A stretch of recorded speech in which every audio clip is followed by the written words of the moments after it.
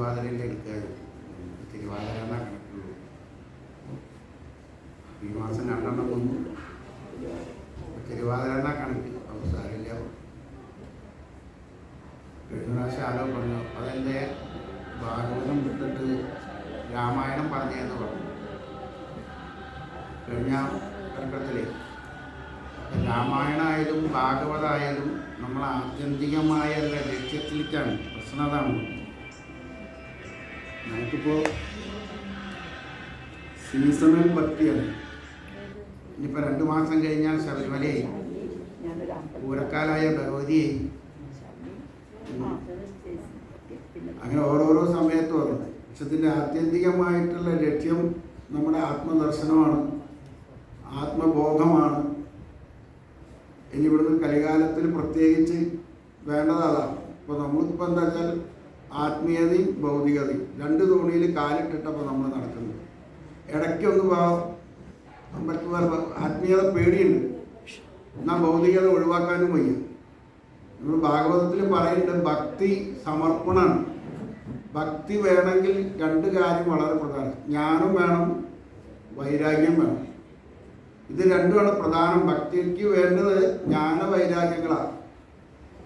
ജ്ഞാനം വേണമെങ്കിൽ ആദ്യം വേണ്ടത് വൈരാഗ്യമാണ്. വൈരാഗ്യം, ഇപ്പോഴത്തെ വൈരാഗ്യമൊക്കെ മുഴുവൻ ഉണ്ടല്ലോ, പരസ്പരം വൈരാഗ്യങ്ങളേ ഉള്ളൂ. നമ്മൾ ആത്മീയത മനസ്സിലാക്കാത്തതുകൊണ്ടാണ് എല്ലാം എന്താ പ്രശ്നങ്ങളൊക്കെയാണ്. ഏറ്റവും വലിയൊരു വാക്കാണ് അടിച്ചു പൊളിക്കുക, അല്ലേ? സന്തോഷത്തിന് പറയുന്ന എങ്ങനെയുണ്ടായിരുന്നു? അടിച്ചു പൊളിച്ചു. എല്ലാ വാക്കും വിപരീത. പക്ഷെ എന്തുണ്ട്, ഒരിക്കലും അവസാനം സംഭവിക്കുന്നത് തന്നെയാണ്. ഇപ്പോൾ അന്ന് ഒരു ദിവസം പറഞ്ഞു, നീ അവിടെ പോയിട്ട് കത്തി വയ്ക്കല്ലേ, അവരെ തിരുവാതിരയ്ക്ക് പോയിട്ട് പറഞ്ഞു. കാരണം കത്തി വയ്ക്കലാണല്ലോ. ഇപ്പോൾ ആവശ്യമില്ലാത്ത സംസാരത്തിന് പറയുന്ന ഭാഷയാണ് കത്തി വയ്ക്കുക.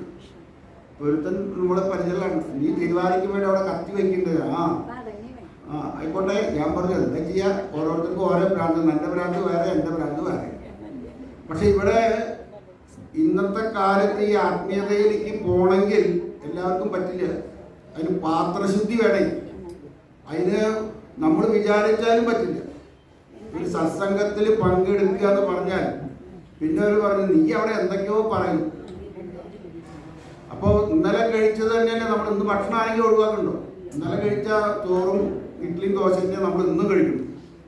എന്ന് കഴിച്ചാലും നമ്മൾ ഒരു ദിവസമെങ്കിലും ഭക്ഷണം ഞാൻ ഇന്നലെ കഴിച്ചു കൊണ്ടെന്ന് ഒഴിവാക്കുന്നുണ്ട്. അപ്പോൾ ഭക്ഷണം എന്തിനാ? ഇപ്പോൾ ഭക്ഷണം ഒരാളോട് ചോദിച്ചാൽ ഭക്ഷണം ഇല്ലാണ്ട് ഞാനെങ്ങനെ ജീവിക്കുക, ഞാനെങ്ങനെ ജീവിക്കുക എന്ന് ചോദിക്കണോടത്ത് ഞാനുണ്ട്, അല്ലേ? എനിക്ക് ഭക്ഷണം വേണം. എൻ്റെ നിലനിൽപ്പിന് വേണ്ടി എനിക്ക് ശരീരം വേണം, അല്ലേ? ശരീരം ഖലു ധർമ്മസാധനം എന്ന് പറഞ്ഞിട്ടുണ്ട്. എൻ്റെ പ്രാരബ്ധം തീരുന്നവരെ, എൻ്റെ വാസന തീരുന്നവരെ എനിക്ക് എൻ്റെ ശരീരത്തിനെ നിലനിർത്തിയേ പറ്റൂ. എനിക്ക് എൻ്റെ ശരീരം വേണമെങ്കിൽ ശരീരത്തിനെ നിലനിർത്താൻ ഭക്ഷണം വേണം. എൻ്റെ ശരീരത്തിനെ എനിക്ക് നിലനിർത്താനാണ് ഞാൻ ഭക്ഷണം കഴിക്കുന്നത്, എനിക്കല്ല. എനിക്ക് വേണ്ടത് സത്സംഗ.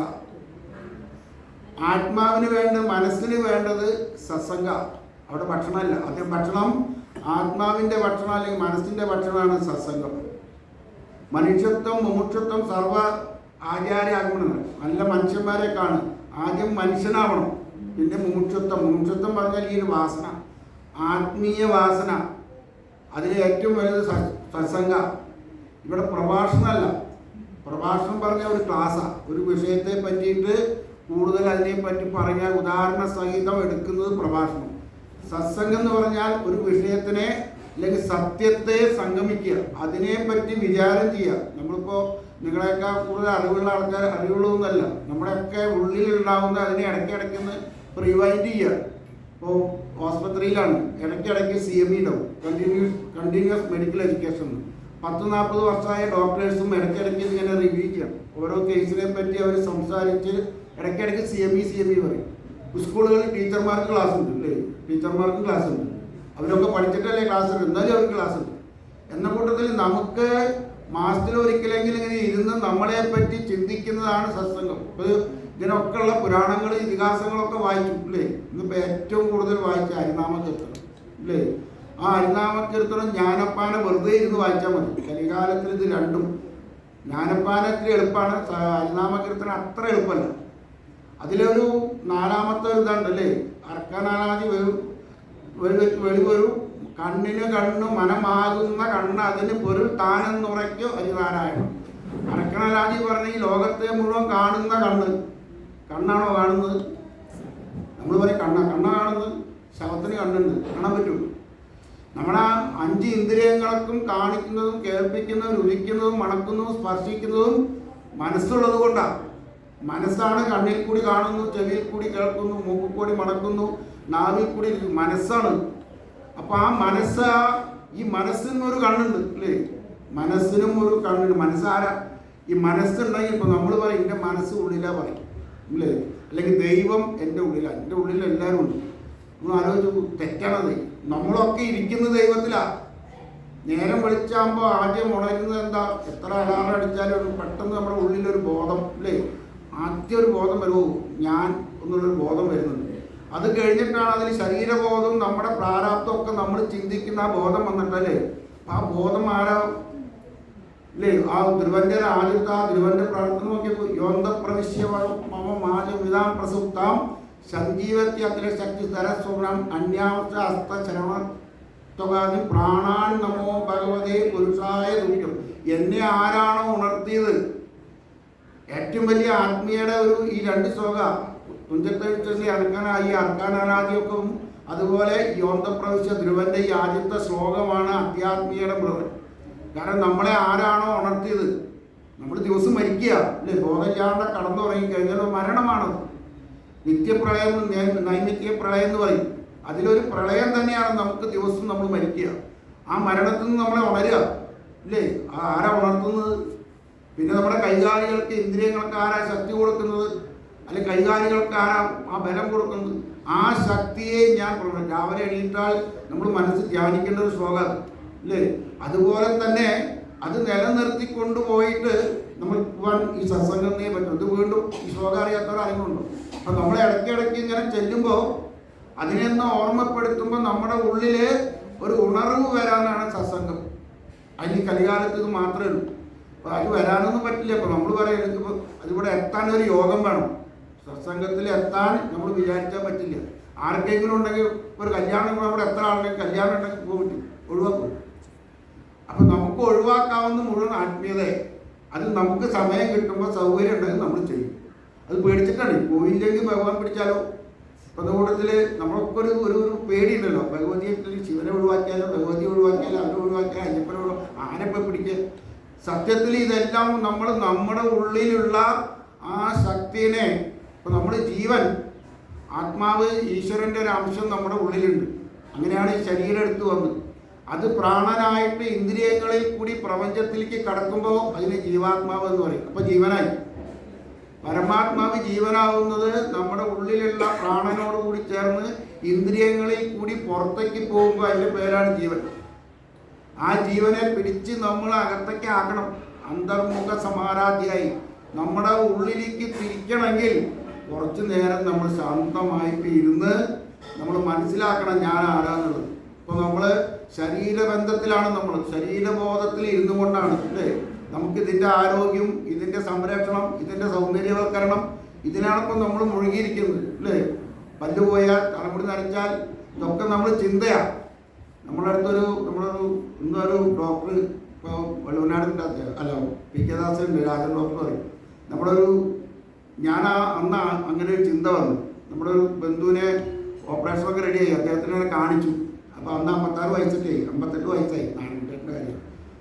അപ്പോൾ അദ്ദേഹം അവിടെ ചെന്ന് നോക്കിയപ്പോൾ നിങ്ങൾക്ക് എന്താ അസുഖം? അപ്പോൾ ഇങ്ങനെ ഓരോ കാര്യം പറഞ്ഞപ്പോൾ പറയണേ, നിങ്ങൾക്ക് എത്ര വയസ്സായി? 58 വയസ്സായി. നിങ്ങളുടെ വീട്ടിൽ മരങ്ങളൊക്കെ ഇല്ലേ? ചെറുപ്പത്തിൽ കണ്ട മരം അതുപോലെ എപ്പോഴും നിൽക്കുന്നുണ്ടോ? അപ്പം ചില കൊമ്പുകളൊക്കെ ഉണങ്ങിയിട്ടില്ലേ?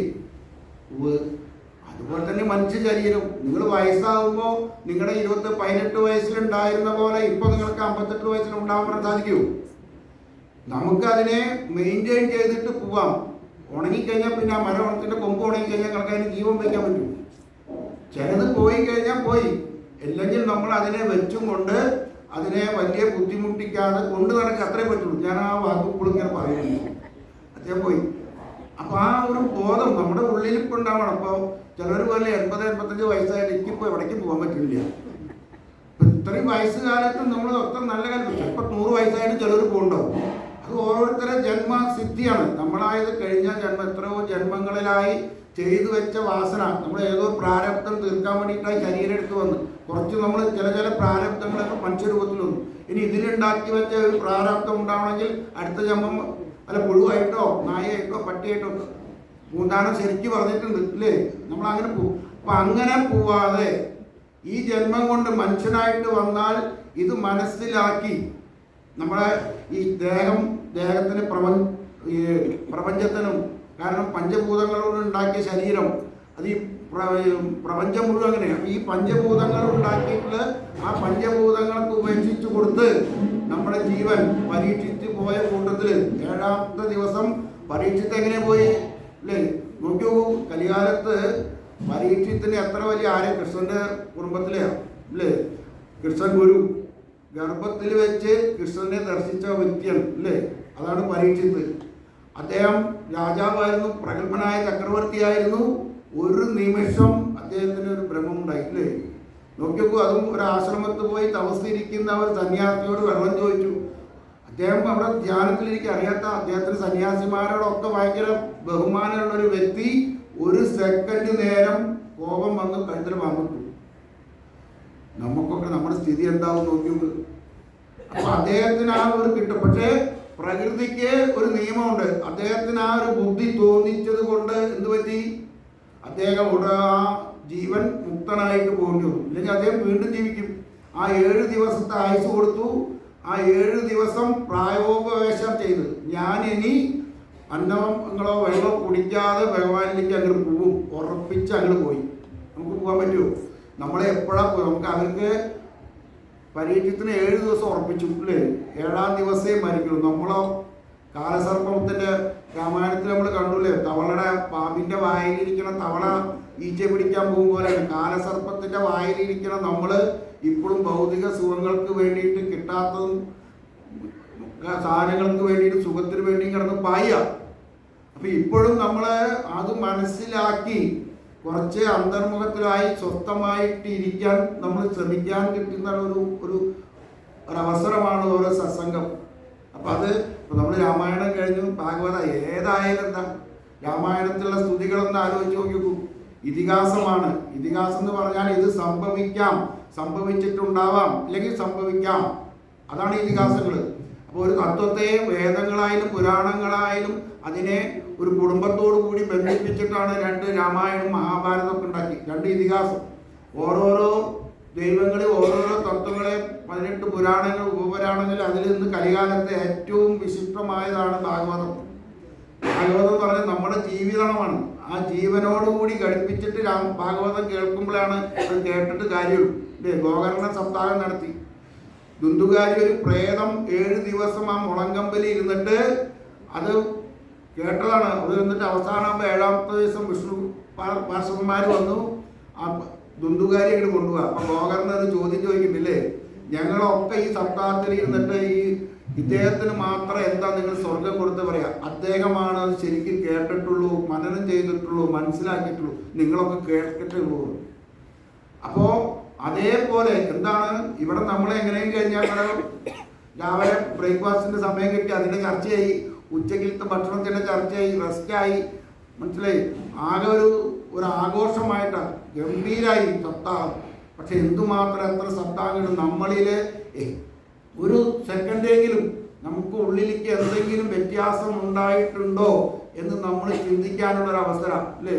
ആ കൃഷ്ണാവതാരത്തിൻ്റെ ശ്ലോകമൊക്കെ നമ്മൾ വിഷ്ണു സർവഗുഹാശയാണ്, അവിടെ ഇരിക്കുന്ന എല്ലാവരുടെയും ഹൃദയത്തിൽ വിഷ്ണു ആവിർഭവിക്കട്ടെ എന്ന് കേൾക്കാൻ ആരും കേട്ടിട്ടുണ്ടല്ലേ? അത് ആരും സപ്താഹത്തിൽ കേൾക്കില്ല. കാരണം ആ ശ്ലോകം ചൊല്ലുമ്പോഴേക്കും മണിയടിയായി. ആശ്രമത്തിൽ സപ്താഹം നടക്കുമ്പോൾ അവിടെ ഈ ആചാരങ്ങളൊന്നുമില്ല. അവിടെ ഈ വക വെറും സപ്താഹത്തിൽ ശിവാനന്ദാശ്രമത്തിലായാലും മറ്റുള്ള ആശ്രമത്തിൽ സപ്താഹത്തിൽ വരുമ്പോൾ അവിടെ ഇല്ല.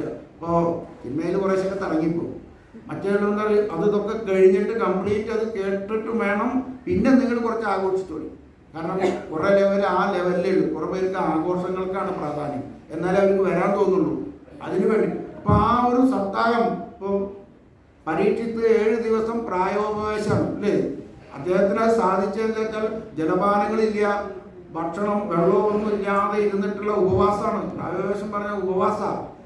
ആ ഉപവാസത്തിൽ ഇരുന്ന് അത് കേട്ട് മനനം ചെയ്ത് അദ്ദേഹത്തിന് അവസാനം എന്താ, ആ ജീവൻ ഇനിയിപ്പോൾ എൻ്റെ ശരീരം അത് തട്ടകം വന്ന് കടിച്ച് അത് പ്രപഞ്ചത്തിൽ ഞാൻ കൊടുക്കും, ഞാനിതാ പോകുന്നു അല്ലേ. ധന്യോസ്മി അഹം പറഞ്ഞ ആ ബ്രഹ്മോപദേശം കഴിഞ്ഞിട്ട് ആ ഒരു ശ്ലോകം വരിക്കുമ്പോൾ ഇനി എന്തെങ്കിലും കേൾക്കണോ ശിവ ബ്രഹ്മർഷിയോട് പറയണം, ഇനി എനിക്കൊന്നും കേൾക്കണ്ട, ഞാനിതാ ശരീരം ഉപേക്ഷിച്ച് പോകുന്നു എൻ്റെ ശരീരത്തിൽ. ആ ഒരു അവസ്ഥയാണ് നമുക്ക് ഈ സത്സംഗം കൊണ്ടൊക്കെ. അതിപ്പോൾ രാമായണമായാലും ഭാഗവതായാലും നമുക്ക് സത്സംഗം കൊണ്ട് കിട്ടുന്നത് നമ്മുടെ മനസ്സിൻ്റെ പവിത്രീകരണമാണ്. ആ പവിത്രീകരണം നമ്മുടെ ഓരോ ചിന്തകളിലും മനസ്സിനും ഇത് സാധിച്ചിട്ടില്ലെങ്കിൽ പിന്നെ നമ്മളിങ്ങനെ പോവുക, അടുത്ത ജന്മം ഓരോ ജന്മം. പക്ഷെ നെറ്റൂര് പറയും നിങ്ങൾ പോയി ഇരുന്നാൽ മതി, ഉറങ്ങിയാലും വേണ്ടില്ല, നിങ്ങൾ പോയി ഞാൻ ഉറക്കും. ചിലവർക്ക് ഉറങ്ങുമെന്ന് വിചാരിച്ചിട്ട് വരില്ല, അവിടെ ചെന്ന ഉറക്കം വരും. സാരല്ല, ഉറങ്ങിയാലും നിങ്ങളുടെ മനസ്സ് കേൾക്കുന്നുണ്ട്. അദ്ദേഹം പറഞ്ഞൊരു വാക്കാണ്, നിങ്ങളുടെ ദേഹത്തിൻ്റെ പ്രാരാബ്ദം കൊണ്ട് നിങ്ങൾ ഉറങ്ങുന്നുണ്ടാവും, അത് ഉറങ്ങിക്കോട്ടെ, പക്ഷെ നിങ്ങളുടെ മനസ്സ് ഉറങ്ങിയിട്ടില്ല. അപ്പം നമ്മുടെ ഉറക്കത്തിൽ നമ്മളൊരു സാക്ഷി ഉണ്ട് അവിടെ അല്ലേ. നമ്മൾ സുഖമായിട്ട് ഉറങ്ങിയെന്ന് രാവിലെ പറയുമ്പോൾ ആരാണ് അവിടെ സുഖത്തിനെ കണ്ടിരുന്നിരുന്നത്? ഒരു സാക്ഷി ഉള്ളിലുണ്ട്, ആ ജീവൻ ഉള്ളിൽ സുഖമായിട്ട് ഇരിക്കുന്നുണ്ട്. കാരണം എന്താ പറയുക, പകൽ മുഴുവൻ ദ്രോഹിക്കണം, കണ്ണിക്കണ്ട് തിന്നിട്ടും പറഞ്ഞിട്ടും ചെയ്തിട്ടും സ്വൈര്യമില്ല. രാത്രിയാണ് സ്വസ്ഥമായിട്ടൊന്ന് ഇരിക്കുക ജീവൻ, ഒരു ശല്യമില്ലാതെ. അവസാനമാകുമ്പോൾ അലാറം വെച്ച് നിവർത്തിയില്ല, ജീവനെ ഉണർത്തലേ വേണ്ടുള്ളൂ. കാരണം പകൽ മുഴുവൻ 18-20 മണിക്കൂർ നേരം നമ്മൾ ഇട്ടിട്ട് പിഴിയാണ്. നമ്മളെ വിചാരം നമ്മൾ സുഖിക്കുന്നതാണ്, പക്ഷെ നമ്മൾ സുഖിക്കല്ല. കാരണം ആ ഗർഭത്തിലിരിക്കുന്ന ശിശുവിൻ്റെ ഒരു പ്രാർത്ഥന ഇല്ലേ, 4-ാമത്തെ സ്കന്ധത്തിൽ ആ ഗർഭത്തിലിരുന്ന ഒരു ശിശുവിൻ്റെ സ്തുതിയുണ്ട്. ആ സ്തുതി നോക്കണം. എന്നെ ഇതിനകത്തിട്ടിട്ട് ആ ഇവിടെ കഴിക്കുന്ന ഭക്ഷണത്തിൻ്റെ എരിവും പുളിയും ചൂടും ഞാൻ സഹിച്ചതിരിക്കുന്നില്ലേ ഭഗവാനെ. അപ്പം ജന്മങ്ങൾ ഞാൻ ചെയ്ത മുഴുവൻ ഓർമ്മ ഉണ്ടാകത്ത, ഇനി മേലാൽ ഞാൻ ചെയ്യില്ല. അവസാനത്തെ വേദനയോട് കൂടി ഒക്കെ മറന്നു ആ ഒറ്റ തള്ളല് ബും. അപ്പം നമ്മൾ ആ ഒരു ഓർമ്മയിൽ ഇതൊക്കെ വരുമ്പോൾ അവസാനമായിട്ട് ചെയ്യേണ്ട ഒരു കാര്യം പാത്രശുദ്ധി. അപ്പം നമ്മൾ ആത്മാവിന് വേണ്ടി എന്ത് വേണം? ഒരു സ്റ്റെപ്പ് ആത്മീയതയിൽ നീങ്ങണമെങ്കിൽ ഒരു സ്റ്റെപ്പ് ഭൗതികയെന്ന് പിന്നാക്കം വെച്ചേ പറ്റും. ഏതെങ്കിലുമൊക്കെ ഇപ്പോൾ പെട്ടെന്നൊന്നും ഒഴിവാക്കാൻ പറ്റില്ല. കുറേശ്ശെ ചില കാര്യങ്ങളിൽ നിന്ന് മനസ്സ് ഞാനിരിക്കുക, അല്ലെങ്കിൽ പറ്റില്ല, വേണ്ട, എനിക്ക് വേണ്ട, ചെയ്യില്ല, പറയില്ല, ഞാൻ വരില്ല, അങ്ങനെയൊക്കെ കുറേശ്ശെ പറഞ്ഞ് നമ്മളിൽ ഇരുന്ന് സ്വസ്ഥമായിട്ടിരിക്കും. ഇപ്പം സ്വസ്ഥമായിട്ടിരിക്കും, ഞാനൊന്നും ചെയ്യില്ല, ഒന്നുമില്ല, വേണ്ടാത്തൊക്കെ ആലോചിച്ച് കൂട്ടിയിട്ട് വേണ്ടാത്ത സമയത്ത് കയറി കൂട്ടി. അതായാലും വലിയ ദ്രോഹം. നമ്മൾ സ്വസ്ഥമായിട്ടിരിക്കുന്ന ഒരു ചിന്തകളും ഇല്ലാതെ നമുക്ക് ഇരിക്കാൻ പറ്റുന്നൊരവസ്ഥയിലേക്ക് എത്തണം. എല്ലാവർക്കും ഇപ്പോൾ ഓടി നടക്കാൻ പറ്റുമോ? ഒരു പ്രായം കഴിഞ്ഞാൽ നടക്കാൻ പറ്റില്ല, ഇരിക്കാൻ പറ്റില്ല. ചെവി എപ്പോഴാണ് ഇല്ലാണ്ട് അറിയില്ല, കേൾവി കുറയും. അപ്പോൾ പിന്നെ കേൾക്കാൻ പറ്റുമോ? കണ്ണിൻ്റെ കാഴ്ച കുറയും, ലോകം കാണാൻ പറ്റുമോ? അതിനു മുമ്പേ കണ്ടിട്ടും കേട്ടിട്ടും നല്ല കാര്യങ്ങൾ നമ്മുടെ ഉള്ളിൽ ഉറപ്പിച്ചു കഴിഞ്ഞാൽ നമ്മുടെ സ്വസ്ഥമായിട്ട് ഇറങ്ങാൻ വയ്യ, പോകാൻ വയ്യാത്ത സമയത്ത് ഒരു ഭാഗത്ത് ഇരുന്ന് നമുക്ക് ഭജിക്കാറാവണം. അതാണ് ഏറ്റവും വലിയത്. ഞാനൊരു കണ്ടത്, ഒരു ബിന്ദുവിൻ്റെ അച്ഛൻ 2 വർഷം കടന്നു വരും, നമ്മുടെ പാലക്കാട്. അദ്ദേഹത്തിന് ചോദിച്ചപ്പോൾ ഒരു കിടക്കാനെ പറ്റില്ല, കിടപ്പാണ്. അപ്പോൾ ചോദിച്ചു, പച്ച എങ്ങനെയുണ്ട് സാർ? എന്താ സുഖമായിട്ട് കിടക്കുന്നു. അപ്പം രാത്രി ഉറങ്ങും. രാത്രി എന്നല്ല, എപ്പോഴാണ് ഉറക്കം വെച്ചാൽ അപ്പോൾ ഉറങ്ങും. അപ്പം രാത്രി പോകുമ്പോൾ നല്ല രസമാണ്. ഗൗളി ഇങ്ങനെ പോയിട്ട് ആ ഇര പിടിക്കുന്നതാണ്. ആ ഗൗളീനെ ആ ഇര ഇങ്ങനെ പോയിട്ട് കാണുമ്പോൾ ചാട്ടും, അതിൻ്റെ മൂക്കൊക്കെ നല്ല രസമാണ്. ആ ഒരു മനസ്സുണ്ടല്ലോ, നമ്മൾ പറയുന്നത് അയ്യോ വേലിയെടുത്തിട്ട് വയ്യ. ആ ഒരു ഞാൻ എപ്പോഴും ആലോചിക്കരുത്. കാരണം രാത്രി ഉറക്കം വരുമ്പോൾ ഉറങ്ങും, അല്ലാത്ത സമയത്ത് ഇങ്ങനെ മേപ്പോട്ട് പോയി കിടക്കും. ആരെങ്കിലും വലിച്ച വർത്താനം പറയും, ഇത് വേണ്ട, ആർക്കും പിന്നെ ആരെങ്കിലും വരും. ഒരു ഫ്രീ ആയിട്ടൊരു മൈൻഡാണ്. ഞാൻ ചില ആൾക്കാർ, നമുക്കതൊക്കെയാണ് ചില ആൾക്കാരെ നമ്മൾ പ്രത്യേകം കാണുന്ന വ്യക്തിയാണ്. അപ്പോൾ ഞാനൊന്നും ആലോചിക്കും, മേപ്പോട്ട് നോക്കി ഇങ്ങനെ കിടക്കുമ്പോൾ ഗൗളികൾ ഇങ്ങനെ പോയി ഇര പിടിക്കലാണ്. അവരെ രക്ഷപ്പെടാൻ വേണ്ടിയിട്ട് ആ പ്രാണികൾ ചെയ്യുന്നതും അതാ നോക്കി അവരാ ശ്രദ്ധ. ഒരു പരാതിയില്ല നമുക്കിപ്പോൾ. ഉറക്കം കുറഞ്ഞു കഴിഞ്ഞാൽ പിന്നെ അതല്ലേ ഉറക്കല്ല അതല്ലേ അല്ലേ. അപ്പം ഈ പരാതികളില്ലാതെ സ്വസ്ഥമായിട്ട് നമുക്ക് എണീക്കാൻ വയ്യാത്തൊരവസ്ഥയിൽ ഇപ്പോൾ പാരലൈസായി കിടന്നാൽ എന്താ ചെയ്യുക? അപ്പം നമ്മൾ പല ആശുപത്രിയിൽ കാണുന്നല്ലേ, ചിലവരാണെങ്കിൽ കുടുംബത്തിനെ കുറ്റം പറഞ്ഞുകൊണ്ടിരിക്കും, ചിലവരില്ലെങ്കിൽ അവനവനെ കുറ്റം പറഞ്ഞുകൊണ്ടിരിക്കും. അതായത് ഒരു നല്ല ശാന്തമായ കിട്ടണമെങ്കിൽ നമ്മൾ ഈ ചെറുപ്പകാലത്ത് നല്ല ആരോഗ്യമുള്ള സമയത്ത് തന്നെ നമ്മൾ ഇതൊക്കെ കേട്ടും കണ്ടും ശ്രമിച്ച് നമ്മുടെ ഉള്ളിൽ ഒരു പക്വത ഇടിച്ച് ഈ മനസ്സിനെ ഭയം വരുത്തി വെച്ചിട്ടില്ലെങ്കിൽ പ്രത്യേകിച്ച് ഇന്നത്തെ ന്യൂ ജനറേഷനോട് സംസാരിക്കാനേ പോകാൻ പറ്റില്ല. കാരണം അവരുടെ വാക്കുകൾക്കൊന്നും നമ്മൾ വിചാരിച്ച പോലെ കിട്ടില്ല. അപ്പോൾ ഇനി എന്താ നല്ലത്? സ്വസ്ഥമായിട്ടിരിക്കുക. ബാക്കിയൊക്കെ നല്ലത് വന്നാൽ ദൈവത്തിന് സ്തുതി എന്ന് പറഞ്ഞിരിക്കുക, അല്ലാണ്ട് ഒരു നിവൃത്തിയില്ല. അത് നമ്മളിപ്പോൾ പഠിച്ചിട്ടില്ലെങ്കിൽ ഇപ്പോൾ എല്ലാവരും കൂടെ 60 വയസ്സ് ഒരു ചെറിയ കുട്ടി ഇരിക്കുന്നുണ്ട്, ആദ്യമായിട്ട് കാണുക. മനസ്സിലായോ? ഇന്നത്തെ കാലത്ത് ഇതൊന്നും അവർക്ക് പിടിക്കില്ല. കാരണം അവർക്ക് എത്ര പാടില്ലേ. ഇവരുള്ള കുട്ടികൾ പറയുന്നത് ഹിന്ദുക്കൾക്ക് എത്ര ദൈവങ്ങളാ? നമുക്ക് ദൈവങ്ങളെ ഇല്ല, നമ്മളും ദൈവ. ഹിന്ദുക്കൾക്ക് ദൈവങ്ങളില്ല. നമ്മളൊരു ദൈവം എന്ന് പറഞ്ഞാൽ എന്താ? അറിവാ. ഹിന്ദു എന്ന് പറഞ്ഞാൽ അറിവാ. എല്ലാം അറിയുന്ന ഒരു ശക്തിനെ നമ്മൾ ഈശ്വരൻ ദൈവം എന്ന് വിളിച്ചു. നമുക്ക് എല്ലാം ദൈവങ്ങളാ. വർണ്ണദേവൻ, അഗ്നിദേവൻ, വായുദേവൻ, എല്ലാവരും ദൈവങ്ങളാണ്. നമ്മൾ എല്ലാവരും പൂജിക്കണം, എല്ലാവരും ബഹുമാനിക്കണം. നമുക്ക് അങ്ങനെ ദൈവങ്ങളെ ഇല്ല. നമ്മൾ പറയും. പക്ഷെ എന്തുകൊണ്ടാണ് വിഗ്രഹം? പിന്നെ എന്തിനായി വിഗ്രഹങ്ങൾ? വിശേഷേണ ഗ്രഹിക്കാൻ വേണ്ടിയിട്ട് വിഗ്രഹങ്ങളെ ഉണ്ടാക്കിയെടുക്കുക. അപ്പം നമുക്കൊരു ആരോടാ പോയി പറയാം? ഒറ്റയ്ക്ക് പോയിട്ട് വലിയ ഭ്രാന്താ പറയില്ല. അപ്പോൾ നമുക്ക് അമ്പലത്തിൽ പോയിട്ട് ദൈവത്തിനോട് പരാതി പറയാലോ. നമുക്ക് പരാതി പറയാം, എന്തും വേണമെങ്കിൽ പറയാം. ദൈവം തിരിച്ചൊന്നും പറയില്ലല്ലോ. അപ്പം നമ്മുടെ മനസ്സിൻ്റെ ഉള്ളിലെ ശക്തി വളർത്താൻ വേണ്ടിയിട്ടാണ് നമ്മൾ അമ്പലത്തിൽ പോകുന്നത്. പക്ഷേ ഈ അമ്പലത്തിൽ വഴിപാട് കഴിക്കണം. അപ്പം നമ്മൾ സാധാരണ അവൻ വന്ന് ഒരു വഴിപാട് പോലെ വന്നു പോയി അല്ലേ? വഴിപാടിന് വില ഇല്ലാണ്ടേ. അപ്പം എന്തെങ്കിലും പറയില്ല, അവൻ വന്ന് എന്തൊക്കെയോ പറഞ്ഞു, ഒരു വഴിപാട് കഴിക്കുമ്പോൾ പോയി. അപ്പോൾ ഈ വഴിപാടിന് പിന്നെ എന്താ വരാ? നമ്മൾ സാധാരണ പറയുന്ന ഒരു വാക്കല്ലേ? അവൻ എന്തൊക്കെയോ ഒരു വഴിപാട് പോലെ ചെയ്തു പോയി. പിന്നെ നമ്മൾ ഈ വഴിപാട് കഴിക്കുന്നതിന് വല്ല വിലയുണ്ടോ? അപ്പം ഈ വഴിപാട് എന്ന് പറഞ്ഞാൽ എന്താ? വഴി നമ്മൾ പോയി കഴിഞ്ഞാൽ കുറെ നടന്നു കഴിഞ്ഞാൽ അവരെ പാട് വരും അല്ലേ? അപ്പം നമ്മുടെ മനസ്സ് ഈശ്വരനിലേക്ക് പോയി കഴിഞ്ഞാൽ വഴിപാടാവണം. ആ പാട് നമ്മുടെ ഉള്ളിൽ വരണം. ക്ഷേത്രങ്ങളിൽ പുഷ്പാഞ്ജലി കഴിഞ്ഞാൽ പുഷ്പാഞ്ജലി മന്ത്രം ജപിച്ചാലേ അവിടെ ശക്തി വരുള്ളൂ. നമ്മളിപ്പോൾ അവിടെ കൊടുത്തു കഴിഞ്ഞപ്പോൾ ആ പുഷ്പാഞ്ജലി നമ്മുടെ പേര് പറഞ്ഞ് നാളിട്ട് നമ്മൾ കുരുത്തക്കേട് ചെയ്തിട്ടൊന്നും നേരമില്ല. നമ്മുടെ ഉള്ളിൽ ആത്മീയത വളർന്ന് നമ്മുടെ ഉള്ളിൽ അതിനോടുള്ള ചേർച്ച വരുമ്പോൾ അപ്പോഴേ നമുക്ക് നല്ല ബുദ്ധി തോന്നുള്ളൂ, നല്ല വാക്ക് പറയുള്ളൂ, പ്രവൃത്തി ചെയ്താൽ നന്നാവും. നമുക്ക് നല്ലത് ചിന്തിക്കണം, നല്ലത് പറയണം, നല്ലത് പ്രവർത്തിക്കാനുള്ള ഒരു പ്രേരണയാണ് നമ്മുടെ ആത്മീയത. അതിന് ശക്തി കിട്ടണമെങ്കിൽ നല്ല ക്ഷേത്രങ്ങളിൽ പോയി കുറച്ച് നമുക്ക് നല്ല ശാന്തി കിട്ടും അല്ലേ? ആ ഒരു ശാന്തി കിട്ടണമെങ്കിൽ അവിടെ ചൈതന്യം വരണം. ആ ചൈതന്യം വരണമെങ്കിൽ നമ്മളൊക്കെ പോയി പുഷ്പാഞ്ജലി നടത്തണം. ആ പുഷ്പാഞ്ജലി മന്ത്രം ജപിച്ച് പൂവിട്ട് വെള്ളമൊഴിക്കുമ്പോഴാണ് അവിടെ ഒരു മാഗ്നറ്റിനെ എങ്ങനെയാണോ മാഗ്നറ്റ് ആകുന്നത് അപ്പോഴാണ് ആകർഷണം വരുന്നത്. അങ്ങനെ ആകർഷണം വരണമെങ്കിൽ അവിടെ മന്ത്രതന്ത്രങ്ങളെ കൊണ്ട് ശക്തിപ്പെടുത്തി കഴിഞ്ഞാൽ അവിടെ ചെല്ലുമ്പോൾ നമുക്കൊരു ഊർജ്ജം കിട്ടും, നമുക്ക് നമ്മുടെ പ്രേരണ കിട്ടും. അതാണ് ക്ഷേത്രങ്ങൾ. ക്ഷേത്രം നമ്മളെ ക്ഷയിപ്പിക്കുന്ന നമ്മുടെ പരാതികൾ, നമ്മുടെ ആ മനസ്സിൻ്റെ വീക്ക്നെസ്സിനെ ക്ഷയിപ്പിക്കുന്ന ക്ഷേത്രം. നമ്മുടെ ശരീരം തന്നെ ക്ഷേത്രം അല്ലേ? ഗീതയിൽ പറയുന്ന ക്ഷേത്രജ്ഞൻ നമ്മുടെ ഉള്ളിലുണ്ട്. നമ്മുടെ ഈ ക്ഷേത്രത്തിനെ പരിപാലിച്ച് ഇതിനകത്തിരിക്കുന്ന ക്ഷേത്രത്തിനെ തിരിച്ചറിഞ്ഞ് അതിനെ പോഷിപ്പിക്കണം. നമുക്ക് അത്രമാത്രമുള്ള ഉയർച്ചയിലും നമ്മൾ എത്തിയിട്ടില്ല. നമുക്കിപ്പോൾ ഇപ്പോഴും വേണം ഒരു ക്ഷേത്രം. ആയിക്കോട്ടെ, ഇപ്പോഴും 1 കിലോമീറ്ററിൻ്റെ ഉള്ളിൽ ഒരു ക്ഷേത്രം പണ്ടുള്ളവർ ഉണ്ടാക്കി വെച്ചിട്ടുണ്ട് അല്ലേ? ഇപ്പോൾ നമ്മളൊന്നും ക്ഷേത്രം പണിതില്ല. 1 കിലോമീറ്ററുള്ള ഒരു ക്ഷേത്രമുണ്ട്. എന്തിനാണ് ഉണ്ടാക്കി വെച്ചത്? നമുക്ക് വീട്ടിൽ പറ്റില്ല. അതിന് പോയി ഒരു ചിട്ട, ജീവിതത്തിന് ഒരു ഡിസിപ്ലിൻ വരും, നമുക്കൊരു പേടി വരും. അതിന് പേടി തന്നെ പറയാം. കാരണം പേടിച്ചിട്ട് കാര്യമില്ല, അറിവാണ്. ഈ അറിവില്ലാത്തവനാണ് പേടി. ഇപ്പോൾ ഏകാദശ സ്കന്ധത്തിൽ നവയോഗിയുണ്ട്. അതിൻ്റെ ആദ്യത്തെ നവയോഗി പറയുന്നതാണ് ഭയത്തിനെ പറ്റിയിട്ട് പറയും. ഏകാദശം മുഴുവൻ മുക്തിയിലേക്ക് വരിക. നമ്മളവിടെ എത്തുമ്പോൾ കുറേ കാര്യങ്ങളുണ്ട്. ഇപ്പോൾ 24 ഗുരുക്കന്മാർ, നവയോഗിയുടെ ഭാഗവത ധർമ്മം, അതൊക്കെ വരുമ്പോൾ ഒത്തിരി കാര്യങ്ങൾ അവിടെ. അപ്പോൾ ഇതൊക്കെ മനസ്സിലാക്കാൻ നോക്കിയപ്പോൾ ദശമസ്കന്ധം, ഇപ്പോൾ നമ്മൾ ഉത്തരാർദ്ധം ഇനി മുജുകുന്ദ ഉപാഖ്യാനാണ് പോകുന്നത്. ഇപ്പം നമ്മുടെ ഓരോ കഥകളും ഇപ്പം മുജുകുന്ദ സ്തുതിയൊക്കെ ഉണ്ട്.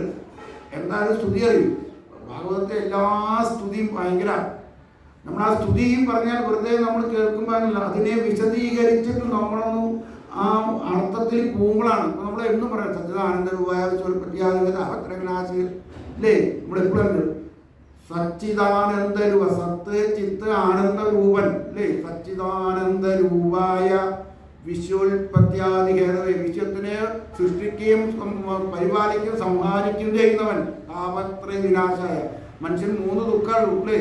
ഈ 3 ദുഃഖങ്ങളെ തീർക്കുന്നവൻ. അതിനൊന്ന് വിശദീകരിച്ച് നോക്കിയോ. ആ ആയ ശ്രീകൃഷ്ണൻ നമ്മളെ ഉള്ളിലിരിക്കട്ടെ, അല്ലെങ്കിൽ നമ്മളെ കാത്തു രക്ഷിക്കട്ടെ എന്നുള്ള സ്തുതിയാണ്. ഇങ്ങനെ ഓരോ സ്തുതികളുടെയും അർത്ഥത്തിൽ കൂടെയാണ് പോയി കഴിഞ്ഞാൽ ഇപ്പൊ ഗജേന്ദ്രന്റെ ആ സ്തുതിയൊക്കെ നോക്കാം, നാരായണ അഖിലഗുരു എന്ന് പറയുമ്പോൾ ആ ഒരു അവസ്ഥയിലേക്ക് സ്തുതി കഴിഞ്ഞ് എത്തണമെങ്കിൽ അല്ലേ, അതുപോലെ കുന്തിയുടെ അവസാനം അഖിലേഷ് അല്ലേ, അഖില ഗുരു എന്ന് പറയുമ്പോഴാണ്. അപ്പൊ ആ ഒരു അവസ്ഥയിലേക്ക് എത്താൻ നമുക്ക് ഇടയ്ക്ക് വേണ്ട ഒരു ഇതാണ് നമ്മുടെ ഈ സത്സംഗം. അപ്പൊ ഈ സത്സംഗം എന്ന് പറഞ്ഞു കഴിഞ്ഞാൽ നമ്മൾ എങ്ങനെയാണോ ശരീരത്തിന് ഭക്ഷണം, അതുപോലെ മനസ്സിന് വേണ്ട ഒരു ആഹാരം, മനസ്സിന് വേണ്ട ഒരു ബലമാണ് ഇതാണ് ഈ സത്സംഗം. അപ്പൊ എവിടെ സത്സംഗം ഉണ്ടായാലും നെച്ചൂര് വരുന്നുണ്ട്, ആദ്യം സന്യാസിയായിട്ട് ആദ്യം പാലക്കാട് വരുന്നുണ്ട്. അപ്പോൾ അവരുടെയൊക്കെ മുമ്പിൽ പോയിരുന്നാൽ അവരൊക്കെ അങ്ങനെ പവിത്രീകരിച്ച് അതേപോലെ ചില ഈ സത്സംഗങ്ങളൊക്കെ സദ്ഗുരുക്കന്മാരെ അടുത്ത് പോയിരുന്നാൽ ഇപ്പം നമ്മൾ ഈ മൊബൈലിൽ കേട്ടു, റേഡിയോയിൽ കേട്ടു, അങ്ങനെ കേൾക്കുന്നതും ഇങ്ങനെ കേൾക്കുന്നതും തമ്മിൽ ഭയങ്കര വ്യത്യാസമുണ്ട്. ഇപ്പോൾ കാരണം എന്താ, ഇപ്പോൾ നമ്മൾ സ്കൂളിൽ ടീച്ചർമാരുണ്ടല്ലേ, ഇപ്പോൾ ടി വി ഒക്കെ വെച്ചാൽ മതി, നല്ല നല്ല ടീച്ചർമാരെ ക്ലാസ് ഇങ്ങനെ എന്തിനിപ്പോൾ ടീച്ചർമാരെ ആവശ്യം? കാരണം ഒരു വാക്ക് ജീവനുള്ള ഒരു മനുഷ്യൻ്റെ വായെന്ന് വരുന്നതും ഒരു ജീവനില്ലാത്ത ഒരു മൊബൈലിൽ നിന്നോ മറ്റുള്ള ഒരു ഇലക്ട്രോണിക് ഉപകരണം വരുന്നതോ വ്യത്യാസമുണ്ട്. കാരണം ഇതിലെ ഒരു മനുഷ്യൻ്റെ ഒരു വാക്കെന്ന് വരുമ്പോൾ ആ വാക്കിന് ജീവനുണ്ട്, ലൈവ് പറയുന്നത് ജീവനുള്ളതാണ്. നേരെ മറിച്ച് ഒരു ഇലക്ട്രോണിക് ഉപകരണം എന്ന് വരുമ്പോൾ ശബ്ദമുണ്ട്, പക്ഷെ അതിനെ ഇത്രമാത്രം നമ്മളിൽ പരിവർത്തനം ചെയ്യിക്കാനുള്ള കഴിവില്ല. പിന്നെ അത് മാത്രം പോരെ, പിന്നെ അത് മാത്രമല്ല, ഇതുപോലെ ഇരുന്ന് അവർ ആ ഒരു അവസ്ഥയിൽ ഇരുന്നിട്ട് കേൾക്കുന്ന അവരുടെ സത്സംഗത്തിനും ഭയങ്കര എഫക്റ്റീവായിരിക്കും. കാരണം അവർ ആ ഒരു സ്ഥിതിയിലെത്തിയ ആൾക്കാരാണ്. കാരണം മനനം ചെയ്ത് അവർക്ക് ഈ നമുക്കൊക്കെ എന്താ കുഴപ്പം, നമ്മളെ ഈ ഭൗതികമായിട്ട് വിടാൻ പറ്റുന്നില്ല. നമ്മുടെ ദേഹ ആ ബന്ധനത്തിൽ അങ്ങനെ മുറുകി കിടക്കുക, മനസ്സിലായോ? ആ ബന്ധനത്തിൽ നിന്ന് നമ്മളെ രക്ഷപ്പെടണമെങ്കിൽ ഇടയ്ക്ക് ഇങ്ങനെ കേട്ട് നമ്മളിങ്ങനെ കുറേശ്ശെ വിരക്തി, ആ വിഷയാസക്തിയിൽ നിന്നും കുറേശ്ശെ പിന്നോക്കം വരാനുള്ള ഒരു കഴിവ് ഉണ്ടാവണമെങ്കിൽ ഈ സത്സംഗം തന്നെ നിവർത്തിയുള്ളൂ. നമ്മൾ ഇടയ്ക്കിടയ്ക്ക് ഇങ്ങനെ ആലോചിച്ച് കഴിഞ്ഞാൽ, ഇപ്പോൾ നമ്മൾ ആ മുരുകുന്ദ ഉപാഖ്യാനാണ്, അതിൽ ഇക്ഷാകു വംശത്തിലെ മറ്റേ മാന്താന്താവിൻ്റെ പുത്രനാണ് മുരുകുന്ദൻ. ഇദ്ദേഹം ദേവാസുര ദേവന്മാരുടെ സേനാധിപതിയായിട്ട് പോവാണ് കുറേ വർഷങ്ങൾ. അന്നായാലും ഇപ്പോൾ ഇതിലൊരു കാര്യമുണ്ട്, ഇപ്പോൾ നമ്മൾ അതിൽ ദശമസ്കന്ധത്തിൻ്റെ ഉത്തരാർദ്ധത്തിലേക്കാണ് പോകണം അല്ലേ. അപ്പോൾ പൂർവാർദ്ധം പറഞ്ഞാൽ കൃഷ്ണൻ്റെ ബാല്യം ഇതൊക്കെ കഴിഞ്ഞ് യൗവനത്തിലേക്ക് കിടക്കുക. ഇനി ഇത് മുരുകുന്ദ ഉപാഖ്യാനം കഴിഞ്ഞാൽ പിന്നെ വരുന്നത് രുക്മിണി സ്വയംവരാണ്. അപ്പോൾ ഈ മുരുകുന്ദ ഉപാഖ്യാനം അത് നോക്കിയപ്പോൾ ഈ ദശമസ്കന്ധത്തിൻ്റെ ഓരോരോ ആ ഭാഗങ്ങളിലായിട്ട് നമ്മുടെ ജീവിതത്തിൻ്റെ ഓരോരോ നമുക്ക് ബാല്യം, കൗമാരം ഇല്ലേ, യൗവനം ഇങ്ങനെ വരുന്നുണ്ട്. നമ്മുടെ അവസ്ഥ വരുന്നു, 4 ആശ്രമം വരുന്നുണ്ട്, ബ്രഹ്മചാര്യം, ഗാർഹസ്ഥ്യം ഇല്ലേ, വാനപ്രസ്ഥം. അപ്പോൾ നമ്മളിപ്പോൾ വാനപ്രസ്ഥക്കാരപ്പെടെ എല്ലാവരും, പക്ഷെ എപ്പോഴും ഗാർഹസ്ഥ്യത്തിലാണ്. നമുക്ക് മാറാനായിട്ട് പറ്റുന്നില്ല, കാരണം പിടിച്ചു വലിച്ച് നിർത്തിയിരിക്കുക തന്നെയാണ്, നമുക്ക് മുമ്പോട്ട് പോകാൻ പറ്റുന്നില്ല. അപ്പോൾ ഈ മുരുകുന്ദ ഉപാഖ്യാനം വരുന്നത് നോക്കിയോ, അദ്ദേഹം സേനാപതിയായിട്ട് വളരെ കാലം സ്വർഗത്തിൽ പോയി ഇരുന്നിട്ട് അദ്ദേഹത്തിന് പറയേണ്ടി ഞാനൊന്ന് അവിടെ സുബ്രഹ്മണ്യൻ സേനാനായകനായപ്പോൾ ഇനിയിപ്പോൾ ഇവിടെ ഞാൻ പോട്ടെ. അപ്പോൾ എവിടേക്ക് പോണ്? യുഗങ്ങൾ കഴിഞ്ഞു, എത്രയോ യുഗങ്ങൾ കഴിഞ്ഞു, നിങ്ങളുള്ള ആൾക്കാരെ ഇല്ലപ്പോൾ എത്രയോ മാറി. അപ്പം ഇനി എന്താ വെച്ചാൽ എനിക്കൊന്ന് ഉറങ്ങണം. കാരണം മനുഷ്യൻ്റെ ഈ ഓട്ടം കഴിഞ്ഞാൽ പിന്നെ വേണ്ടത് അവന് സുഖമായിട്ടൊരു ഉറക്കാം. നമുക്കൊക്കെ വേണ്ടത് ആ ഒരു ഉറക്കം കഴിഞ്ഞാൽ, ഉറക്കം എന്ന് പറഞ്ഞാൽ ഇവിടെ ഉറക്കത്തിനെ വെച്ചു, നമ്മളൊക്കെ ഉറങ്ങുന്നുണ്ടല്ലേ. അവിടെ ആ ഉറക്കം കഴിഞ്ഞിട്ട് ആ ദേവാസുര യുദ്ധത്തിൻ്റെ സ്വർഗലോകത്തിൽ ഇരുന്നിട്ടുള്ള കഴിഞ്ഞിട്ട് വരെ എനിക്കിന്ന് ഉറങ്ങണം. നോക്കിയൊക്കെ എന്താ വരം വേണ്ടെന്നാണ് ചോദിച്ചു ദേവേന്ദ്രൻ. അങ്ങക്കിനി എന്താ വരം വേണ്ടത്? എനിക്ക് സുഖമായിട്ടൊന്ന് ഉറങ്ങണം. ശരി, എന്നാൽ ഞാൻ അങ്ങേ ഉണർത്തുന്നോ അവൻ അപ്പം ഭസ്മവും. അപ്പോഴാണ് നമ്മുടെ യവനൻ വരുന്നത്. അവനാണെങ്കിലോ അവന് മഹാദേവൻ്റെ വരം കിട്ടിയിട്ട് ഒരു ആയുധം കൊണ്ടും അവനെ കൊല്ലാൻ പറ്റില്ല. മനസ്സിലായി? അവനെ വേറെ ആൾക്ക് കൊല്ലാൻ പറ്റില്ല. ആയുധം കൊണ്ടോ ഒരു തരത്തിൽ വഞ്ചിച്ചൊന്നും അവൻ കൊല്ലാൻ പറ്റില്ല. ഇതൊക്കെ നാരദനാണല്ലോ നമ്മുടെ ഉള്ളിൽ ഇതിനെയൊക്കെ കൊണ്ടു നടത്തുന്ന. നമ്മൾ പറയും നാരദൻ പറഞ്ഞു കഴിഞ്ഞാൽ തല്ലും പിടിക്കും കുടിക്കാനല്ല, വേണ്ടവനെ വേണ്ട സമയത്ത് കൊല്ലണമെങ്കിൽ കൊല്ലണം, വേണ്ടേ? അതിന് നാരദൻ യവനോട് പറയും, വേഗം പൊയ്ക്കോ, അവിടെ ഭയങ്കര യുദ്ധം നടക്കണം, ജരാസന്ധനായിട്ട് 23 പ്രാവശ്യം കഴിഞ്ഞ് ഭഗവാൻ ക്ഷീണിച്ചിരിക്കും, എപ്പോൾ പൊയ്ക്കോ നീയോ. അവന് ആ സമയത്ത് പറഞ്ഞു വന്നു. ഇവനെ ഭഗവാനും അറിയാം, ദ്വാരകയിലേക്ക് എല്ലാവരെയും കൊണ്ടാക്കി. പിന്നെ പിന്നാലെ കൊല്ലാൻ പറ്റില്ലല്ലോ. ഇവനെ പേടിച്ചിട്ട് ഓടിപ്പോണു, ഗുഹയിൽ പോണു. അവൻ്റെ പിന്നാലെ യവനം പോയി ചവിട്ടി, അവൻ ഉണർന്നു. പിന്നത്തെ അവിടുന്ന് അങ്ങനെ ഉപാഖ്യാനം തുടങ്ങുന്നത് അല്ലേ. അവിടുന്ന് ഉണർന്ന് നോക്കിയപ്പോൾ ഭഗവാനെയാണ് കാണുന്നത്. അവൻ്റെ ആദ്യത്തെ നോട്ടത്തിൽ മറ്റോ ചാരായി, അതുപോലെ അറിഞ്ഞിട്ടുമില്ല. അപ്പോൾ അത് കഴിഞ്ഞ് കാണുന്നത് ഭഗവാനാ. ആരാണെന്ന് ചോദിക്കുക ഭഗവാന്റെ അടുത്ത്, ആരാണ് ഇത് നമ്മൾ ചോദിക്കേണ്ട ചോദ്യമാണ്. നമ്മളോട് ഉറക്കത്തിന് കഴിഞ്ഞ് വന്നാൽ ഇപ്പം ദൈവം ആരാ നിൽക്കുന്നത്, നേരെ മുമ്പിൽ നിൽക്കുകയാണ്. ഇപ്പം ഇവിടെ ഇപ്പോൾ ഈ ഗുരുവായൂരപ്പൻ ഇവിടെ വന്നു കഴിഞ്ഞാൽ ആ മനമാലക്കെട്ട് വന്നാൽ നമ്മൾ വിശ്വസിക്കുമോ? ആരോ ഇവിടെ ഫാൻസി ഡ്രസ്സിട്ട് വന്നിറക്കാൻ പറയും. തീർച്ചയായിട്ടും ഇവിടെ ഒറ്റ ആള് ഇന്നത് അങ്ങനെ മനസ്സിലാക്കാവുന്ന വളരെ കലികാലത്ത് ഇപ്പം ഉണ്ടാവില്ല. ഇനി വല്ല യോഗികളോ അമൃതാനന്ദമയോ വല്ല ആയിട്ടുള്ള ആൾക്കാർക്ക് തിരിച്ചറിയണം. നമുക്ക് തിരിച്ച് അപ്പുറം പറയും ഫാൻസി ഡ്രസ് ഇട്ടാണ്. സാക്ഷാ ഗുരുവായൂരപ്പം വന്നാൽ പോലും നമ്മൾ വിശ്വസിക്കില്ല. കാരണം ആ ഒരു ലെവലിൽ എത്തണം. അപ്പം ഇവൻ ഉറക്കം കഴിഞ്ഞിട്ട് ഇദ്ദേഹം ഉറക്കം കഴിഞ്ഞ് നോക്കിയപ്പോൾ ഉറക്കം ഇവിടെ ഭഗവാനാ നിൽക്കുന്നത്. അങ്ങ് ആരാണെന്ന് ചോദിക്കുക. അപ്പോൾ ഭഗവാന്റെ അതിനൊരു മറുപടി ഉണ്ട് വളരെ. അപ്പോൾ മറുപടി പറയാം, ഭാഗവതത്തിൻ്റെ ഒരു സൗന്ദര്യം ഇതാ. കാരണം ഓരോരോ ആൾക്കാരെ മുൻനിർത്തിയിട്ട് പല പല സന്ദേശങ്ങളും നമുക്ക് തരിക. അവരെ മുൻനിർത്തിയിട്ടാണ്. അപ്പം പുള്ളി ചോദിക്കുക ഞാൻ ആരാണെന്ന്. ആരോട് ചോദിക്കണം? ഭഗവാനും. ഇപ്പം ഭഗവാൻ പറയാണ്, എൻ്റെ ജന്മങ്ങളും കർമ്മങ്ങളും പേരുകളും ആയിരക്കണക്കിനാണ്.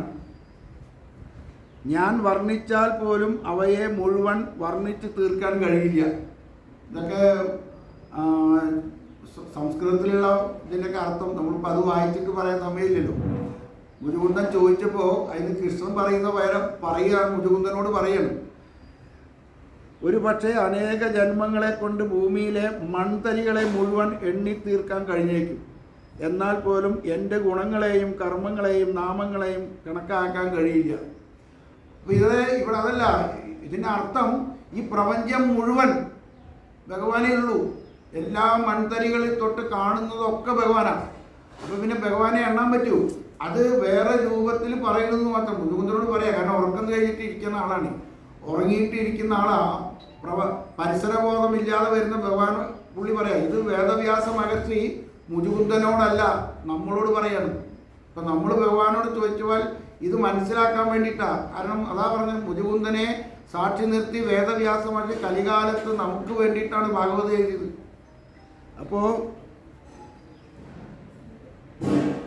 എൻ്റെ ഭൂതവർത്തമാന ഭാവിയിലെ ജന്മങ്ങളെയും കർമ്മങ്ങളെയും മഹർഷിമാർ എത്ര വർണ്ണിച്ചാലും അവസാനിക്കുന്നില്ല. എന്നാൽ എൻ്റെ ഇപ്പോഴത്തെ അവസ്ഥ, ഇപ്പോൾ ഞാൻ ആരാണെന്ന് പറഞ്ഞു തരാമെന്ന് പറയാം. ഭൂമിയുടെ ഭാരം നശിപ്പിക്കാനും ധർമ്മത്തെ രക്ഷിക്കാനും ബ്രഹ്മദേവൻ അപേക്ഷിച്ചതിനനുസരിച്ച് ഞാൻ വസുദേവരുടെ പുത്രനായി ജനിച്ചിരിക്കുന്നു. ഇപ്പോഴത്തെ അവസ്ഥ പറഞ്ഞു കൊടുക്കുക. നമുക്ക് എത്ര സിമ്പിളായിട്ടാണ് ആ ഭാഗമൊക്കെ വേദവ്യാസ മഹർഷി കാണിച്ചു തരുന്നത്. അതിനാൽ എന്നെ വാസുദേവൻ എന്ന് വിളിക്കുന്നു. കംസനായി ജനിച്ച കാലനേമി എന്ന അസുരനെ അവൻ്റെ അനുയായികളും കൊല്ലപ്പെട്ടു.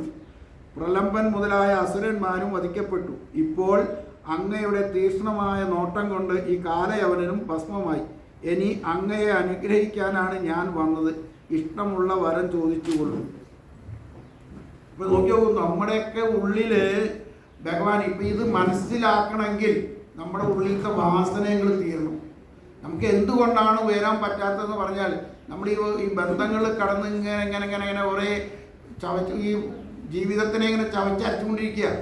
അതിന്ന് മോക്ഷം കിട്ടണം. അതിനാണ് പിന്നെ അവന് ഈ മുജുകുന്ദൻ്റെ സ്തുതിയാണ് സ്റ്റാർട്ട് ചെയ്യുന്നത്. മുജുകുന്ദൻ്റെ സുഖാന്വേഷികളായ ഈ ലോകത്തിലെ ജനങ്ങൾ മുഴുവൻ അവിടത്തെ മായയാൽ വഞ്ചിതന്മാരാണ്. നോക്കുമ്പോൾ അവിടെ അങ്ങോട്ട് തടഞ്ഞാണ് നമ്മളെ പറ്റിയിട്ടാണ് പറയുന്നത്. ഇന്ന് നമ്മൾ ചെയ്യുന്ന കാര്യങ്ങളെ പറയാണ്. അങ്ങയുടെ മായ കാരണം വഞ്ചിക്കപ്പെട്ടിരിക്കുക. കാര്യം ശരിയാണ്. കാരണം മായയാണെന്ന് രാമായണത്തിൽ നോക്കി നോക്കൂ. ഏത് സ്തുതിയിലും ഒരു ശ്ലോകമുണ്ട്, അങ്ങയുടെ മായ ഞങ്ങളെ പിടിക്കരുതെന്ന് പറഞ്ഞു. നോക്കിയുണ്ടോ? എല്ലാവരും അഗസ്ത്യ സ്തുതി ആയാലും പല സ്തുതികളിലും ഉണ്ട്, അങ്ങയുടെ മായയിൽ നിന്നും ഞങ്ങളെ രക്ഷിക്കണം, അങ്ങയുടെ മായ ഞങ്ങളെ പിടിക്കും. കാരണം ഇന്ന് മുഴുവൻ മായയിലാണ് അല്ലേ? പരസ്യം പോലെ. ഇപ്പോൾ നമ്മളെല്ലാം പരസ്യത്തിൻ്റെ പിന്നാലെയാണല്ലോ. നമ്മളെ മായ ഏറ്റവും വലിയ മായയാണ് TV പരസ്യം അല്ലേ? നമുക്ക് ആകെ കൺഫ്യൂഷൻ ആക്കുന്നതാണ്. അതൊരു മായയാണ്. അപ്പം അതുപോലെ ജീവിതത്തിന് നമ്മളെ സുഖം അന്വേഷിച്ചിട്ട് പോകുന്ന ഭഗവാന്റെ മായയാണ്. അപ്പോൾ കാരണം അവൻ സുഖത്തിനു വേണ്ടി സുഖസ്വരൂപനായ അങ്ങയെ മറന്ന് ദുഃഖസ്വരൂപങ്ങളായ ലോക വിഷയങ്ങളെയാണ് സ്വീകരിക്കുന്നത്. അതാണ് വളരെ സത്യം അല്ലേ. ഏറ്റവും വലിയ സുഖം എവിടെയാണെന്ന്, ഇപ്പം സുഖം ദുഃഖം എവിടെയാ? നമുക്ക് തോന്നും സുഖം അല്ലേ. എനിക്കൊരു വസ്തു സുഖമാണെങ്കിൽ അത് നിങ്ങൾക്ക് സുഖമാണോ? ഇല്ല. നിങ്ങൾക്ക് സുഖമുള്ള ഒരു വസ്തു എനിക്ക് സുഖമല്ല. അപ്പോൾ സുഖം എവിടെ? വസ്തുവിലാണോ? സുഖം ദുഃഖം വസ്തുവിലല്ല, നമ്മുടെ ഉള്ളിലാണ്, നമ്മുടെ ഉള്ളിലുള്ള വികാരമാണ്. ഇപ്പോൾ വേദന അല്ലേ, എന്താ വേദന? നല്ല വേദനയുണ്ട്. എന്താ വേദന? കാണിച്ചു തരാൻ പറ്റൂ? മധുരം, നല്ല മധുര. എന്താ മധുരം? കാണിച്ചു തരാൻ പറ്റൂ? ഇപ്പോൾ സുഖമായാലും ദുഃഖമായാലും വേദനയായാലും ഇത് നമുക്ക് കാണിക്കുക. ഇത് മനസ്സിലുണ്ടാക്കുന്ന വികാര. ഇപ്പോൾ രമണ മഹർഷിക്കും ശ്രീരാമകൃഷ്ണ ദേവനൊക്കെ ക്യാൻസറായിരുന്നു. അവരൊക്കെ ആ വേദനയെന്ന് അവർക്കൊന്നും യാതൊരു പ്രശ്നം ഉണ്ടായിരുന്നില്ല. രമണ മഹർഷിക്ക് ഏറ്റവും ക്യാൻസർ, ഈ ബോൺ ക്യാൻസറാണ് ഏറ്റവും വേദനയുള്ള ക്യാൻസർ. അതിങ്ങനെ പുഴുങ്ങനെ പുറത്തേക്ക് വന്നിട്ട് പോലും അദ്ദേഹം മറ്റുള്ളവർക്ക് കാണാൻ വയ്യാത്തതുകൊണ്ട് അവർ പറയുന്നത് ഓപ്പറേഷൻ ചെയ്യണമെന്നാണ്. ബോംബെയിൽ നിന്ന് ഏറ്റവും പ്രശസ്തമായ അന്നത്തെ ഒരു ഡോക്ടർ വന്നിട്ടാണ് അത് ഓപ്പറേഷൻ ചെയ്യുക. അപ്പോൾ ബോധം കെടുത്തണം, അനസ്തേഷ്യ കൊടുക്കണം. ബോധം കെടുത്തി ആരെയും ബോധം കെടുത്തണം? സ്വാമിക്ക് അപ്പളേ ബോധമില്ല. പറഞ്ഞു നിങ്ങൾ എന്താ ചെയ്തോളി, എനിക്ക് വേണ്ടിയിട്ടില്ല. അപ്പോൾ അവർ ഈ പുഴു വേണം പറഞ്ഞു, കുറച്ച് അവിടെ ബാക്കി വയ്ക്കണം അവർക്ക് വേണ്ടിയിട്ട്, ബാക്കി മുഴുവൻ കളയരുത് പറഞ്ഞു. 5 മണിക്കൂർ ഓപ്പറേഷൻ ചെയ്ത് വന്നു. അപ്പോൾ ഇടയ്ക്കിടയ്ക്ക് നോക്കി പറഞ്ഞത് ഒന്ന് വേഗം ചെയ്യേ. അപ്പോൾ ആ 5 മണിക്കൂർ ഡോക്ടർ അതുപോലെ അന്നത്തെ പരിപാടി ഡോക്ടർ അദ്ദേഹത്തിൻ്റെ ആ ശാന്തൊക്കെ വിട്ടിട്ട് ഇദ്ദേഹത്തിൻ്റെ ആശ്രമത്തിൽ പിന്നെ പോയില്ലെന്ന് പറഞ്ഞു. അപ്പോൾ അവർക്കിപ്പോൾ ശ്രീരാമകൃഷ്ണദേവന് തൊണ്ടയിലായിരുന്നു ക്യാൻസർ, വർത്തമാനം പറയണ്ടേ, ഒരു പ്രശ്നം ഉണ്ടായിരിക്കും. അപ്പോൾ ഈ ശരീരത്തിൻ്റെ വേദന പോലും നമ്മുടെ ഇവിടുത്തെ, ഇപ്പോൾ നമ്മുടെ കൈ വേദന മുറിക്കണം പറഞ്ഞാൽ നമ്മൾ പറയും മുറിച്ചോ. അപ്പോൾ കൈകൾ മുറിച്ചാൽ പോവും വേദന നമുക്ക്. അപ്പോൾ ഈ വേദന എവിടെയാണ്? മനസ്സിലാണ്. അപ്പോൾ ഏത് ദിക്കിന്നും മനസ്സിനെ പിൻവലിക്കാനുള്ള ഒരു കഴിവ് നമ്മൾ ഉണ്ടാക്കിയെടുത്താൽ, ഈ മനസ്സെന്ന് പറഞ്ഞാൽ ഇവിടുന്നാണ് തലേന്നാണ് പോകുന്നത്, നെർവസിൻ്റെ. അപ്പോൾ അതിനെ നമ്മൾ പിൻവലിക്കാൻ കഴിയാത്ത എന്തുകൊണ്ടാണ്? അതാണ് മായ. അപ്പോൾ എത്രയോ ദുർലഭമായ ഈ മനുഷ്യജന്മം കിട്ടിയിട്ടും അവിടുത്തെ പാദസേവ ചെയ്ത് ദുഃഖനിവൃത്തി വരുത്താതെ ദുഃഖങ്ങളെ തന്നെ വളർത്തുന്ന അഹോ കഷ്ടം പറയാ അല്ലേ. എത്ര പ്രത്യേകം മനുഷ്യജന്മം കിട്ടിയിട്ട് നമുക്ക് ഇതിന്ന് രക്ഷപ്പെടാൻ സാധിച്ചിട്ടില്ലെങ്കിൽ ഇനി അടുത്ത ജന്മങ്ങൾ വേറെ ഏതെങ്കിലും ജന്മങ്ങളൊക്കെ എടുത്തിട്ട് പോണ്ടി വരും. അതിനാണ് നിങ്ങൾ ഇത് മനസ്സിലാക്കി നിങ്ങൾ ഇതിന്ന് ഈ ജന്മങ്ങളിൽ നിന്ന് ഈ ഇപ്പോൾ സംസാരം എന്ന് പറയുന്നത് ജനനം മരണം ജനനം മരണം ഇത് തന്നെയാണ് സംസാരം എന്ന് പറയുന്നത്. ഈ സംസാരത്തിൽ നിന്ന് നിവർത്തി വരുത്താൻ നിങ്ങൾ ഈ മായയിൽ ജയിക്കണം. അതിനാണ് പറയുന്നത് അഹോ കഷ്ടം. മായാശക്തിയുടെ വൈഭവം അതിശക്തി തന്നെ. എനിക്ക് ഇത്ര കാലത്തെ ആയുസ് നിഷ്ഫലമായി പോയല്ലോ. രാജകീയ പ്രൗഢിയിലും ലോകാനുഭവങ്ങളിലും ശരീരധർമ്മങ്ങളിലും ഭ്രമിച്ച് അത്യന്തം ദുർലഭവും പരമദിവ്യവുമായ ഈ മനുഷ്യായുസിൻ്റെ സിംഹഭാവവും ഞാൻ വെറുതെ നശിപ്പിച്ചു. മുചുകുന്ദൻ പറയാണ്, അദ്ദേഹം രാജാവായിരുന്നു. ഞാൻ ഇത്ര കാലം രാജാവിൻ്റെ സുഖങ്ങളിലൊക്കെ ഇരുന്നു, എൻ്റെ ആയുസ് ഞാൻ ഇത്രയും നശിപ്പിച്ചല്ലോ എന്ന് ഇപ്പോൾ പുള്ളി അതിനെ പറ്റിയിട്ടുള്ള ദുഃഖം പറയണം. അപ്പോൾ നമ്മളിപ്പോൾ ആലോചിക്കേണ്ട സമയമൊക്കെ കഴിഞ്ഞു പോയി. അതുകൊണ്ടാണ് പണ്ട് ഷഷ്ടിപൂർത്തി എന്നൊക്കെ വെച്ചിട്ട് ഓരോരോ ഘട്ടം വെച്ചിറക്കണേ.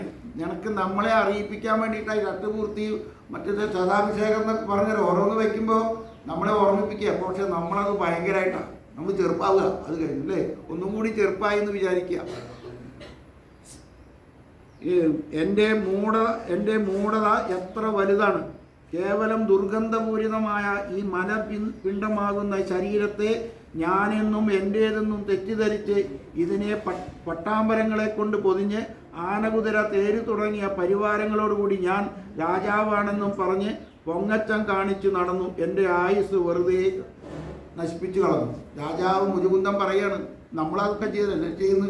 ഇപ്പോഴും ശരീരത്തിനല്ലേ തലവേദന വന്നാൽ ഇവിടെ ഒരു സത്സംഗത്തിന് പോകാൻ നമുക്ക് പറ്റില്ല. പക്ഷേ ഒരു തലവേദന വന്നാൽ മതി, ഒരു അസുഖം വന്നാൽ ഒരു ദിവസം മുഴുവൻ ആസ്പത്രിയിൽ. അപ്പോൾ നമ്മളവിടെ ദിവസം കാണുന്നല്ലേ, എന്താ അസുഖം? വെറുതെ തലവേദന അല്ലെങ്കിൽ ചെക്കപ്പ്.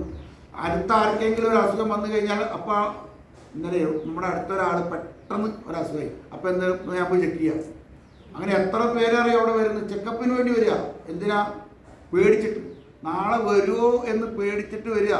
അപ്പം നമ്മൾ ആ പേടി അല്ലെങ്കിൽ മനസ്സിനെ എനിക്കൊന്നും വരില്ല, എൻ്റെ കൂടെ ദൈവമുണ്ട്, ഞാനൊരു ദൈവാംശത്തിലാണ് ഇരിക്കുന്നത് എന്നുള്ള ബോധം വന്നു കഴിഞ്ഞാൽ ഈ പേടി വരില്ല. അപ്പോൾ ആയുസ് നശിപ്പിച്ച കാര്യം മുജുകുന്ദൻ അയവർക്കാണ്. ഇത് നമ്മൾക്ക് വേണ്ടിയിട്ടാണ് കാണിക്കുന്നത്. നശിപ്പിച്ചത് ഓർക്കുമ്പോൾ പശ്ചാത്താപം കൊണ്ട് ഹൃദയം നേർന്നു. എന്തൊക്കെയോ തെറ്റിദ്ധാരണകളോടുകൂടി വിഷയോരുവനായി പ്രപഞ്ചത്തിൽ തെണ്ടിത്തിരിഞ്ഞ് എലിയെ പാമ്പെന്ന പോലെ മൃത്യുവിൻ്റെ വരവിനെ ഓർമ്മിക്കാതെ ആയുസ് കളഞ്ഞു. മുജുകുന്ദൻ പറയണതൊക്കെ ഭഗവാനോട് നമ്മൾ ചെയ്യേണ്ടതാണ്. നമ്മൾ ചിന്തിക്കേണ്ട കാര്യങ്ങൾ മുജുകുന്ദനെ കൊണ്ട് വേദവ്യാസ മഹർഷി പറയിപ്പിക്കുകയാണ്. നമ്മൾ ചിന്തിക്കണം. ഒക്കെ നമ്മുടെ കാര്യങ്ങളാണ് ഈ പറയുന്നത്. ഇപ്പം മൃത്യുവിൻ്റെ വരവിനെ ഓർമ്മിക്കാതെ അയച്ചു. കഷ്ടം, പണ്ട് ചതുരംഗ സൈന്യങ്ങളോടുകൂടി ആർഭാടത്തോടെ തേരോടിച്ചു ചെന്ന് ശത്രുക്കളെ കൊന്ന് അവരുടെ രാജ്യം പിടിച്ചെടുത്ത് ഞാൻ ചക്രവർത്തിയാണെന്ന് പറഞ്ഞ് സിംഹാസനത്തിൽ കയറ്റിവെച്ചിരുന്ന ഇതേ ശരീരം തന്നെ കാലം കൊണ്ട് കൃമികൾക്ക് ആഹാരമായി തീരാനുള്ളതാണെന്ന് അറിഞ്ഞില്ല. അല്ലേ? നമുക്കുള്ള കാര്യങ്ങളതൊക്കെ പറയണം. ഇതൊക്കെ പണ്ടൊരു പാട്ടില്ലേ, ചീകിയും അഴകായി, ഒരു ആത്മവിദ്യാലയം എന്നൊരു പാട്ടുണ്ട് ഇല്ലേ? അതിൽ ഭയങ്കര ലൈനുണ്ട്. ചീലിയും അഴകായി പലനാൾ പോറ്റിയ പുണ്യശിരസെ വന്നിടും ഒടുവിൽ വഞ്ചിത നടുവിൽ എന്ന് പറയും അല്ലേ? വഞ്ചിത നടുവിൽ രണ്ട് കാര്യം. വഞ്ചിത നടുവിൽ എന്ന് പറയാം.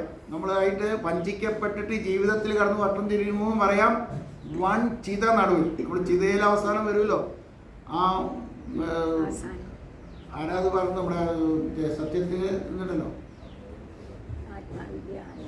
ആത്മവിദ്യ പാട്ട്. ഒരു മറ്റേ എന്താണ് നമ്മുടെ സത്യത്തിൻ്റെ ഒരു സത്യം മാത്രം പറയുന്ന രാജാവില്ലേ, ഹരിചന്ദ്രൻ.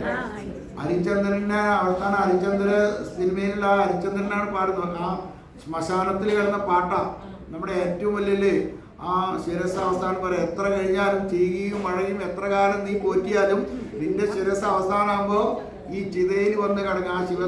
ആ ചിതയിൽ കിടക്കുന്ന ഒരു ശവശരീരത്തിനെ നോക്കി പാടുന്ന ഒരു പാട്ടാണ് ഇപ്പോൾ ഈ പാടുന്ന പാട്ട് തന്നെ.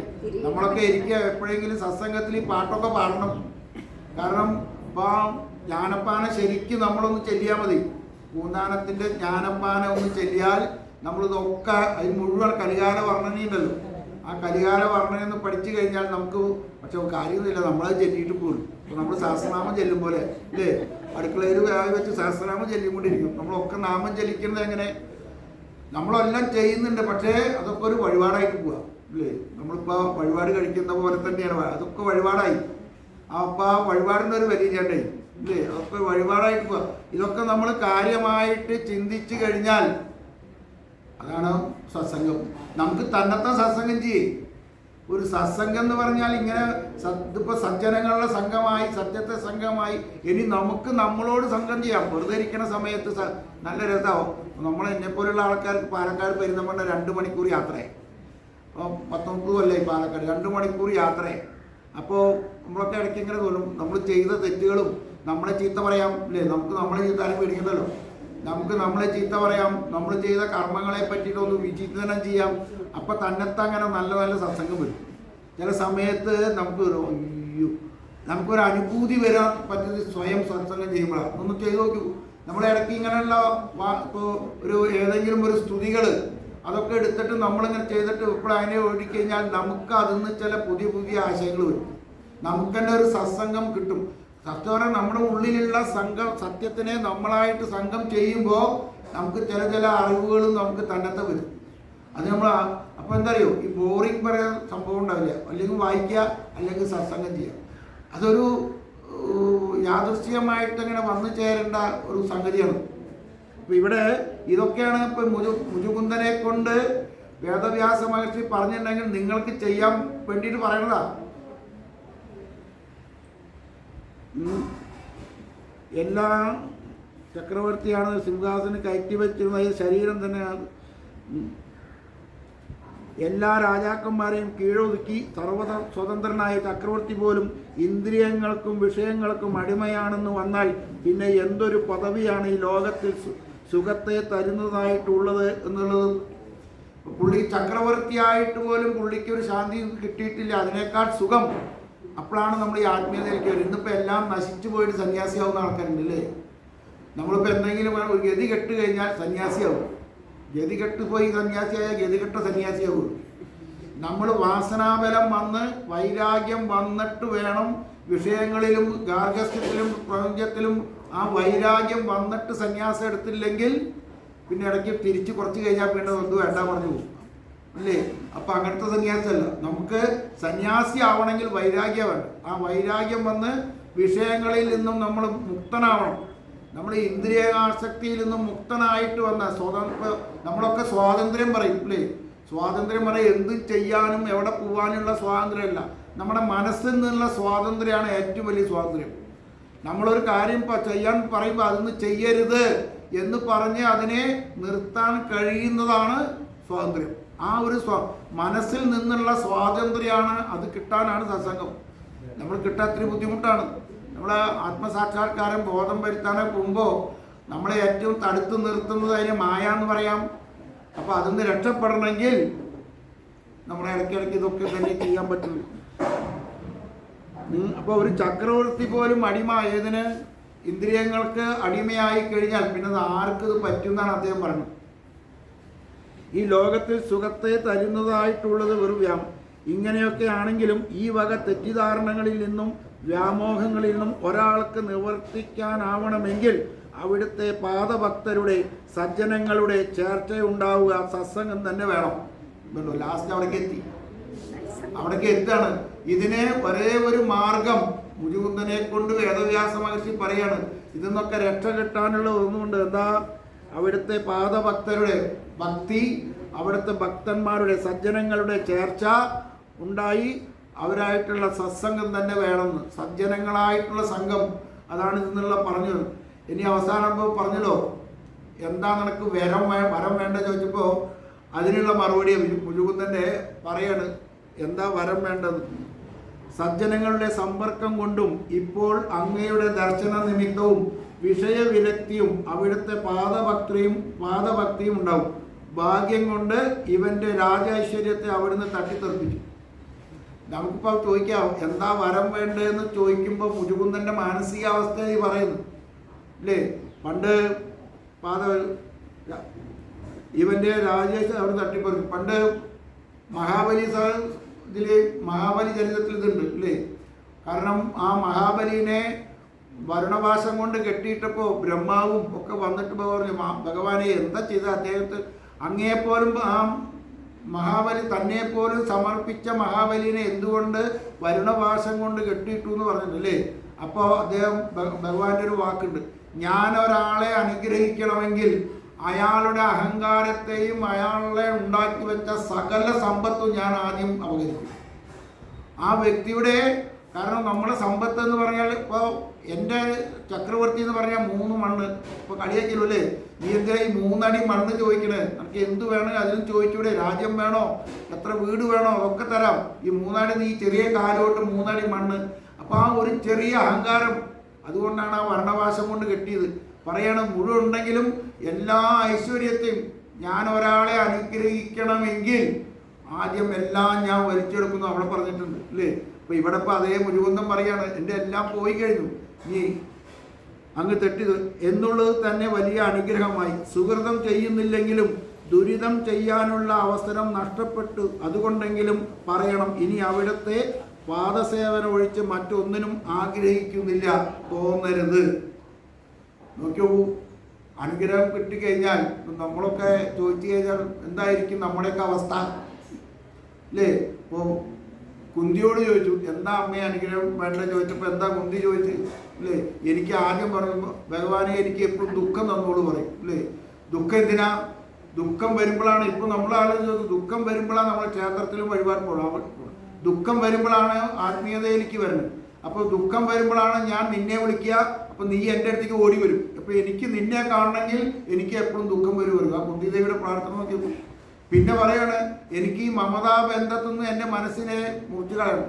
ഞാനിപ്പോൾ എൻ്റെ മക്കളെ, കൗരവര മക്കളെ ഇങ്ങനെയുള്ള മമതാ ബന്ധത്തിൽ നിന്നും, അതായത് ഏഷണാത്രയം 3 ഏഷണകളാണ് മനസ്സിൽ നമ്മൾ അതിൽ കിടന്ന് കുറുങ്ങുക അല്ലേ? പുത്രേഷണ, ധാരേഷണ, വിത്തേഷണ. ഒന്ന് നമ്മുടെ സമ്പത്ത്, എൻ്റെ സമ്പത്ത്, എൻ്റെ അത് കഴിഞ്ഞിപ്പോൾ എന്താ ലോകേഷണ, എൻ്റെ സ്ഥാനമാനങ്ങൾ. പിന്നെ പുത്രേഷണയിലാണ് നമ്മൾ ഏറ്റവും, പുത്രൻ പറഞ്ഞ പുത്രങ്ങളല്ല, ബന്ധങ്ങൾ, അച്ഛൻ, അമ്മ, ഭാര്യ, ഭർത്താവ് പറഞ്ഞ ഈ ബന്ധങ്ങൾ. അപ്പോൾ ഈ ബന്ധങ്ങളിലും സമ്പത്തുകളിലും ഈ ലോക വ്യവഹാരങ്ങളിലും മുഴുകിക്കിടക്കുന്ന നമ്മളെ രക്ഷപ്പെടുത്തണം അല്ലേ? അതാണ് ആദ്യം ഈ ഒരു ഏഷണാത്രയത്തിൽ നിന്നുള്ള മുക്തിയാണ് നമുക്ക് ആത്മീയതയിൽ വേണ്ടത്. മറ്റൊന്നിനും ആഗ്രഹിക്കുക. അല്ലെങ്കിൽ വിവേകമുള്ള ഏതൊരാളാണ് അപവർഗ സ്വരൂപനായ അങ്ങയെ വിട്ട് മറ്റൊന്നിനെ ആഗ്രഹിക്കുന്നത്? അതിനാൽ ഇനി അവിടുത്തെ പാദസേവയല്ലാതെ മറ്റൊരനുഭവത്തിനും അവിടുന്ന് എന്നെ അനുഗ്രഹിക്കരുതേ. മുജുകുന്ദൻ്റെ വരം ചോദിച്ചപ്പോൾ മുജുകുന്ദൻ പറയുന്ന വാക്കുകളാണത്. അങ്ങ് ഒഴിച്ച് ബാക്കിയെല്ലാം ദുഃഖസ്വരൂപമാണെന്ന് ബോധ്യമായി. ഇനിയെങ്കിലും മറക്കാൻ ഇടവരരുതേ. ഗുണാതീതനും നിർവികൽപ്പനും അദ്വൈനും ജ്ഞാനസ്വരൂപനുമായ അങ്ങയെ തന്നെ ഞാൻ സർവാത്മനാ വരിക്കുന്നു. നമ്മൾ രാമായണത്തിൽ ഇങ്ങനെ കുറേ വാക്കുകളുണ്ടല്ലേ, കുറേ രാമൻ്റെ നോക്കിക്കഴിഞ്ഞാൽ ഇത് മുഴുവൻ ജ്ഞാനസ്വരൂപൻ അല്ലേ, നിർവികൽപ്പൻ, നിരാമയൻ, അദ്വയൻ, സർവാത്മൻ, അനാദിനാഥൻ പറഞ്ഞ കുറേ സ്തുതികളുണ്ട് അല്ലേ. അതൊക്കെ ദൈവത്തിനെ, ഇതൊക്കെ നമ്മളെയും കൂടിയുള്ള അല്ലേ. ഇപ്പോൾ ജ്ഞാനസ്വരൂപൻ, നിർവികൽപ്പൻ, അദ്വയൻ, നമ്മൾ ഈ ദ്വൈതത്തിലാണ് നമ്മൾ ഇരിക്കുന്നത്. ഈ ദ്വൈതത്തിൽ നിന്നും അദ്വൈത അവസ്ഥയിലേക്ക് വരുന്നതാണ് ആത്മീയത. എന്താ ദ്വൈതം? ഞാനും ദൈവവും വേറെയാണ്. അപ്പം ഞാനും ദൈവവും വേറെയാണ്. ആ ദൈവത്തെ അന്വേഷിച്ച് നമ്മൾ കിടന്ന് പായും. ഏത് ദൈവത്തിൻ്റെ ഉള്ളിൽ പോയാൽ കൂടുതൽ അനുഗ്രഹം കിട്ടുക എന്ന് പറഞ്ഞ് പോകുന്ന ഈ ദ്വൈതാവസ്ഥയിൽ നിന്നും അദ്വൈതം, അഹം ബ്രഹ്മാസ്മി, ഞാനാണ് ഈശ്വരൻ, എന്നിലാണ് ഈശ്വരൻ എന്നുള്ള അദ്വൈതാവസ്ഥയിലേക്ക് പോകുന്നത്. അതാണ് അദ്വൈൻ. ആ അവസ്ഥയ്ക്ക് എത്തണം. ആ അദ്വൈന അവസ്ഥയ്ക്ക്, ദ്വൈതമില്ലാത്ത അവസ്ഥയിലേക്ക് എത്തുന്നതാണ് ആത്മീയത. ആ അദ്വൈതം. അതിനാണ് പണ്ട് ശങ്കരാചാര്യരാണ് ലോകത്തിന് ഈ അദ്വൈതാവസ്ഥ ശരിക്കും പഠിപ്പിച്ചു കൊടുത്തത്. കാരണം അന്ന് വൈശവരും വൈഷ്ണവരും, ശൈവരും വൈഷ്ണവരും ഒക്കെ തമ്മിൽ ശിവനാണ് വലുത്, വിഷ്ണുവാണ് വലുത്, ശക്തിയാണ് വലുത് പറഞ്ഞ് തല്ലുകൂടിയുന്നൊരവസ്ഥ ഉണ്ടായിരുന്നു. ശങ്കരാചാര്യ പറഞ്ഞ് നിങ്ങൾ എന്ത് വിഡ്ഢികളാണ്, ഈ വിഷ്ണുവും ശിവനും ശക്തിയൊക്കെ ഒരേ രൂപത്തിനെ പ്രതി ഓരോരോ അവസ്ഥകളാണ്, ഇതെല്ലാം ഒന്നാണ്, അദ്വൈതമാണ് എന്ന് തെളിഞ്ഞ് അദ്ദേഹം അതിനൊക്കെ കുറേ ഉദാഹരണങ്ങൾ പറയില്ലേ. സ്വർണം, പല ആഭരണങ്ങൾ എത്രയായാലും അവസാനമാകുമ്പോൾ അത് സ്വർണം തന്നെ. വളയായാലും മാലയായാലും ഒക്കെ ആയാലും അത് അവസാനമാകുമ്പോൾ സ്വർണം തന്നെയല്ലേ. ഒരു കള്ളം കക്കാൻ കയറി കഴിഞ്ഞാൽ പുതിയ പഴയ പണ്ടം നോക്കൂ, അവന് സ്വർണ്ണമാണ് വലുത് ഇല്ലേ. ഇപ്പം മണ്ണുകൊണ്ട് ഏത് പാത്രങ്ങൾ ഉണ്ടാക്കിയും തല്ലിപ്പൊടിച്ച അവസാനം മണ്ണാവും. ഇതൊക്കെ കുറേ ഉദാഹരണങ്ങൾ വേദാന്തത്തിൽ പറയുന്നുണ്ട്. ഇപ്പം നമ്മൾ അവസാനമായി ചേരുന്നത് ഒക്കെ വന്ന ഓരോ പൊട്ടിക്കഴിഞ്ഞാൽ എന്താ, അകത്ത് ചിതാകാശം, പുറത്തും മഹാകാശം എന്ന് പറയും. നമ്മുടെ ഉള്ളിലുള്ള ആത്മാവും പുറത്തുള്ള ആത്മാവും ഒക്കെ ഒന്ന് തന്നെയാണ്. ഈ ശരീരം പോയി കഴിഞ്ഞാൽ അത് പരമാത്മാവായിട്ട് ജയിക്കുന്നു. ഉള്ളിലുള്ള ആത്മാവ് പരമാത്മാവായിട്ട് ലയിക്കും. ഒരു കുടത്തിൻ്റെ ഉള്ളിലുണ്ടായിരുന്ന ആകാശം, ആ കുടം പൊട്ടിക്കഴിഞ്ഞാൽ മഹാകാശമായി ചേരുന്ന പോലെയാണ് ഉള്ളിലുള്ള ആത്മാവ് ഈ പുറത്തുള്ള പരമാത്മാവായി ചേരുന്നത്. അതിനാണ് ഈ ശരീരമാണ് തടസ്സം. അപ്പോൾ നമ്മൾ അതിൽ ഇരുന്നു കൊണ്ട് അതിനെ മനസ്സിലാക്കുന്നതാണ് ആത്മീയത. വളരെ കാലമായി പലതരത്തിലുള്ള ദുരിതഫലങ്ങളെ അനുഭവിച്ചും തവിച്ചും ഇന്ദ്രിയങ്ങളും മനസ്സുമാകുന്ന 6 ശത്രുക്കളുടെ പിടിയിൽപ്പെട്ട് പിടഞ്ഞും കഴിഞ്ഞും കൂടിയ ഇവന് ഇപ്പോഴെങ്കിലും ഭാഗ്യം കൊണ്ട് അഭയസ്ഥാനവും അമൃതാത്വവുമായ അവിടുത്തെ പാദപത്മത്തെ കാണാൻ കഴിഞ്ഞല്ലോ. ഇനിയെങ്കിലും ഇത് മറക്കാൻ ഇടവരാതിരുന്നാൽ മതി. നമ്മുടെയൊക്കെ പ്രാർത്ഥന ഏറ്റവും വലിയൊരു പ്രാർത്ഥനയാണ് അല്ലേ. ഒരു സുധീഷൻ്റെ ഒരു സ്തുതിയുണ്ട്, അറിയോ? നമ്മുടെ ഇതിലൊരു സുധീഷ്ണ സ്തുതിയുണ്ട്. അതിൽ പറയും, മാംസപിണ്ഡങ്ങളായിരിക്കുന്ന ഈ ശരീരത്തിൻ്റെ ഉള്ളിലിരുന്നിട്ട് അങ്ങ് എപ്പോഴും, അത് ഭയങ്കര 4 വരിയുടെ സ്തുതിയാണ്. സുധീഷ്ണ സ്തുതിയിൽ അത് ഏറ്റവും ഉള്ളു അല്ലേ. മാംസപിണ്ഡമാകുന്ന ശരീരത്തിൽ 4 വരി ഉണ്ടായിരുന്നു. അങ്ങ് ആ ദുർവാസനകളെയൊക്കെ മാറ്റിയിട്ട് ഈ ബോധത്തിനെ എന്നിൽ നിന്ന് മാറ്റി അങ്ങ് സദാ എൻ്റെ ഉള്ളിൽ ഇരുന്നാൽ മതി എന്നുള്ളൊരു സുധീഷ്ണ സ്തുതിയുണ്ട് രാമായണത്തിൽ. അദ്ദേഹം പറയാണ്, ഈ മാംസപിണ്ഡമാകുന്ന ശരീരത്തിലെ ദുർവാസനകളെ കൊണ്ട് നിറഞ്ഞിരിക്കുന്ന ഈ ശരീരത്തിൻ്റെ ഉള്ളിൽ നിന്നും ഈ ദുർവാസനകളെ മാറ്റി അങ്ങ് ആ പ്രധാന രൂപമായി എപ്പോഴും എൻ്റെ ഹൃദയത്തിൽ ഇരിക്കണം എന്നുള്ള സുധീഷ്ണ സ്തുതി. അപ്പോൾ ഇവിടെ അതാണ് പറഞ്ഞ അവസാനമായിട്ട് പറയണം, അഭയസ്ഥാനം അമൃതാത്മ അവിടുത്തെ പാദപത്മത്തെ കാണാൻ ഇനി ഒരിക്കലും ഇത് മറക്കാതിരുന്നാൽ മതി എന്ന് പറഞ്ഞിട്ടുള്ള ആ സ്തുതി അവിടെ വരം ചോദിച്ചപ്പോൾ പറയാം. എന്നാലും മുജുകുന്ദൻ്റെ ആദ്യപ്രീതം ഭഗവാൻ പറയാണ്, ഇത്രയും ഭക്തനായ, ഇത്രയും ഞാൻ പ്രലോഭിപ്പിച്ചിട്ടും ലോകത്തിനെ കാണിക്കാൻ വേണ്ടിയാണ് യഥാർത്ഥ ഭക്തൻ ഇങ്ങനെ ആയിരിക്കണമെന്നും എന്താഗ്രഹിക്കണമെന്നും ലോകത്തിനെ കാണിക്കാൻ വേണ്ടി മാത്രം. അപ്പോൾ ഇതൊക്കെ വേദവ്യാസം തന്നെ പറയണേ. നമ്മൾ പറഞ്ഞില്ലേ, എപ്പോൾ നോക്കിയാലും ഇതിൽ പിന്നെ ഇപ്പോൾ നമ്മൾ ആദ്യം ഫലശ്രുതി പറയില്ലേ, എല്ലാറ്റിലും പറയും ഇങ്ങനെ ജപിച്ചാൽ ഇല്ലേ. ഇപ്പോൾ ഭാഗവതത്തിൻ്റെ വരാവതാരം കേട്ട് കഴിഞ്ഞാൽ മറ്റേത് അവന് ഇതൊക്കെ എന്താ പറയുക, ഇത് കേട്ടപ്പോൾ വിശുദ്ധാശ്രാമം ചൊല്ലിക്കഴിഞ്ഞാൽ ഫലശ്രുതി ഉണ്ട് അല്ലേ. ഇതൊക്കെ തുടക്കത്തിൽ ഇങ്ങനെയൊക്കെ വരും അല്ലേ, ഇങ്ങനെയൊക്കെ സംഭവിക്കുമെന്ന് കേട്ടിട്ടെങ്കിലും നിങ്ങൾ ബുദ്ധിഹീനിയന്മാരെ ഇത് വായിക്കുമെന്ന് പറയാൻ വേണ്ടിയിട്ടാണ്. ഇപ്പോൾ നമ്മൾ ഈ ഫലശ്രുതി എന്നൊക്കെ പറഞ്ഞു കഴിഞ്ഞാൽ ഇതിനെ വായിപ്പിക്കാൻ വേണ്ടിയിട്ടും പറയാൻ വേണ്ടിയിട്ടും അതിൻ്റെ കർത്താക്കൾ ഋഷീശ്വരന്മാർ എഴുതിയുണ്ടാക്കുക. നമ്മളെ വായിക്കണം. കാരണം എപ്പോഴും വായിക്കണം നല്ലതാണ്. പുതിയ പുതിയ അറിവുകൾ, ഉള്ളിലുള്ള അറിവിനെ ഇടയ്ക്കിടയ്ക്ക് റിവൈൻഡ് ചെയ്ത് നമ്മൾ അതിനെങ്ങനെ കേൾപ്പിക്കുമ്പോഴേ തന്നെയാണ് അത് നേരെ ഉള്ളൂ അല്ലേ. അല്ലെങ്കിൽ അത് പൊടി പിടിച്ച് അത്, കാരണം ഒരു കണ്ണാടി നമ്മൾ എത്രത്തോളം അത് ഇതാവണു, പൊടി പിടിച്ച് പോകണു, കറ പിടിച്ചു കഴിഞ്ഞാൽ ആ കറ കളയാൻ കുറേ ഉണ്ട്. എത്രത്തോളം അതിന് പോകണു അത്രത്തോളം നമ്മളെ വ്യക്തമായിട്ട് പടങ്ങണം അല്ലേ. കണ്ണാടി എത്ര ശുദ്ധമാകുന്നോ അത്രത്തോളം മുഖം വൃത്തി. അതുപോലെ തന്നെ ഹൃദയത്തിൻ്റെ ഉള്ളിലും നമ്മൾ എത്രത്തോളം വാസനകൾ ക്ഷയിക്കുന്നോ അത്രത്തോളം നല്ല ചിന്തകൾ പൊങ്ങി വരും. ഇല്ലെങ്കിൽ നമുക്കിതൊക്കെ കേൾക്കുമ്പോൾ അത് ഇതാ പറയില്ലേ, അവിടെ പോയി കത്തി വയ്ക്കുകയാണ്, അല്ലെങ്കിൽ അവിടെ എന്തൊക്കെയോ പറയുന്നു, അത് കത്തിന്നോ അല്ലെങ്കിൽ വേറെ വല്ല തരത്തിലേ അതിനെ. ഇപ്പം നമ്മളിപ്പോൾ ഞാൻ പറഞ്ഞില്ലേ, ഇതൊന്നും ഇപ്പം നിങ്ങൾക്ക് അറിയാത്ത കാര്യങ്ങളല്ല ഇതൊക്കെ കേൾക്കുന്ന. പക്ഷേ ഇടയ്ക്കിടയ്ക്ക് ഇത് കേൾക്കുമ്പോൾ ഇത് പറയുന്നത് എനിക്കും കേൾക്കും ഏറ്റവും കൂടുതൽ കലികാലത്ത് ശ്രവണമാണ് വരുന്നത് അല്ലേ. ശ്രവിക്കുമ്പോഴാണ് അകത്ത് ചെന്നപ്പോൾ അത് പിഞ്ച് ചെയ്യുക. ഇപ്പോൾ വാക്കുകൾക്ക് ശക്തി ഉണ്ടോ എന്ന് പണ്ട് കൽക്കത്തയിലെ ഒരു രാജാവ് ശ്രീരാമകൃഷ്ണദേവനോട് ചോദിച്ചു, എന്താ ഈ വാക്കുകൾക്ക് ഇത്ര ശക്തി ഉണ്ടോ ചോദിച്ചു. പറഞ്ഞിട്ട് ഒരു വാക്ക് രാജാവിനെ അങ്ങ് ദേഷ്യം വന്ന് വാളെടുത്തിട്ട് വെട്ടാൻ വന്നു. അപ്പം രാജ എന്താ പറഞ്ഞു, ഈ എന്നോട് എന്താ പറഞ്ഞു, ഞാൻ ഒരക്ഷരേ പറഞ്ഞു. ഞാൻ ഒരക്ഷരം ഭ എന്ന് പറഞ്ഞപ്പോൾ അങ്ങയിൽ ഇത്രമാത്രം വികാരങ്ങൾ ഉണ്ടാക്കാൻ കഴിയുമെങ്കിൽ ഋഷീശ്വരന്മാർ തപസ് ചെയ്ത് ഉണ്ടാക്കിയ ഈ ശ്ലോകങ്ങൾക്കും ഇതിന് എത്ര ശക്തിയുണ്ട് അല്ലേ. അങ്ങേക്കൊരു വാക്ക്, അത് അങ്ങ് എങ്ങനെയാണോ സ്വീകരിച്ച് ഞാൻ വെറും ഒരു വാക്കേ പറഞ്ഞുള്ളൂ. അത് അങ്ങയിൽ ഉണ്ടാക്കണമെങ്കിൽ അത് അങ്ങ് ആ രൂപത്തിലെടുത്തതാണ്. ഇപ്പോൾ ഋഷീശ്വരന്മാർ പറയുന്ന ഈ മന്ത്രങ്ങളും വേദങ്ങളും നമ്മൾ ആ ഏത് രൂപത്തിലെടുക്കുന്നു അപ്പോഴേ നമുക്കറിയുള്ളൂ. അല്ലെങ്കിൽ കത്തിയാവും. അല്ലെങ്കിൽ ഇപ്പം എന്താ അവിടെ പോയിട്ട് കത്തി വെക്കണമെന്ന് പറഞ്ഞാൽ ആ കത്തിയായിട്ട് തോന്നുള്ളൂ. കാരണം ആ ലെവലിലേക്ക് നമ്മളെ മനസ്സിനെ നമ്മൾ പാകപ്പെടുത്തിയില്ലെങ്കിൽ സത്സംഗമൊന്നും ഉണ്ടാവില്ല.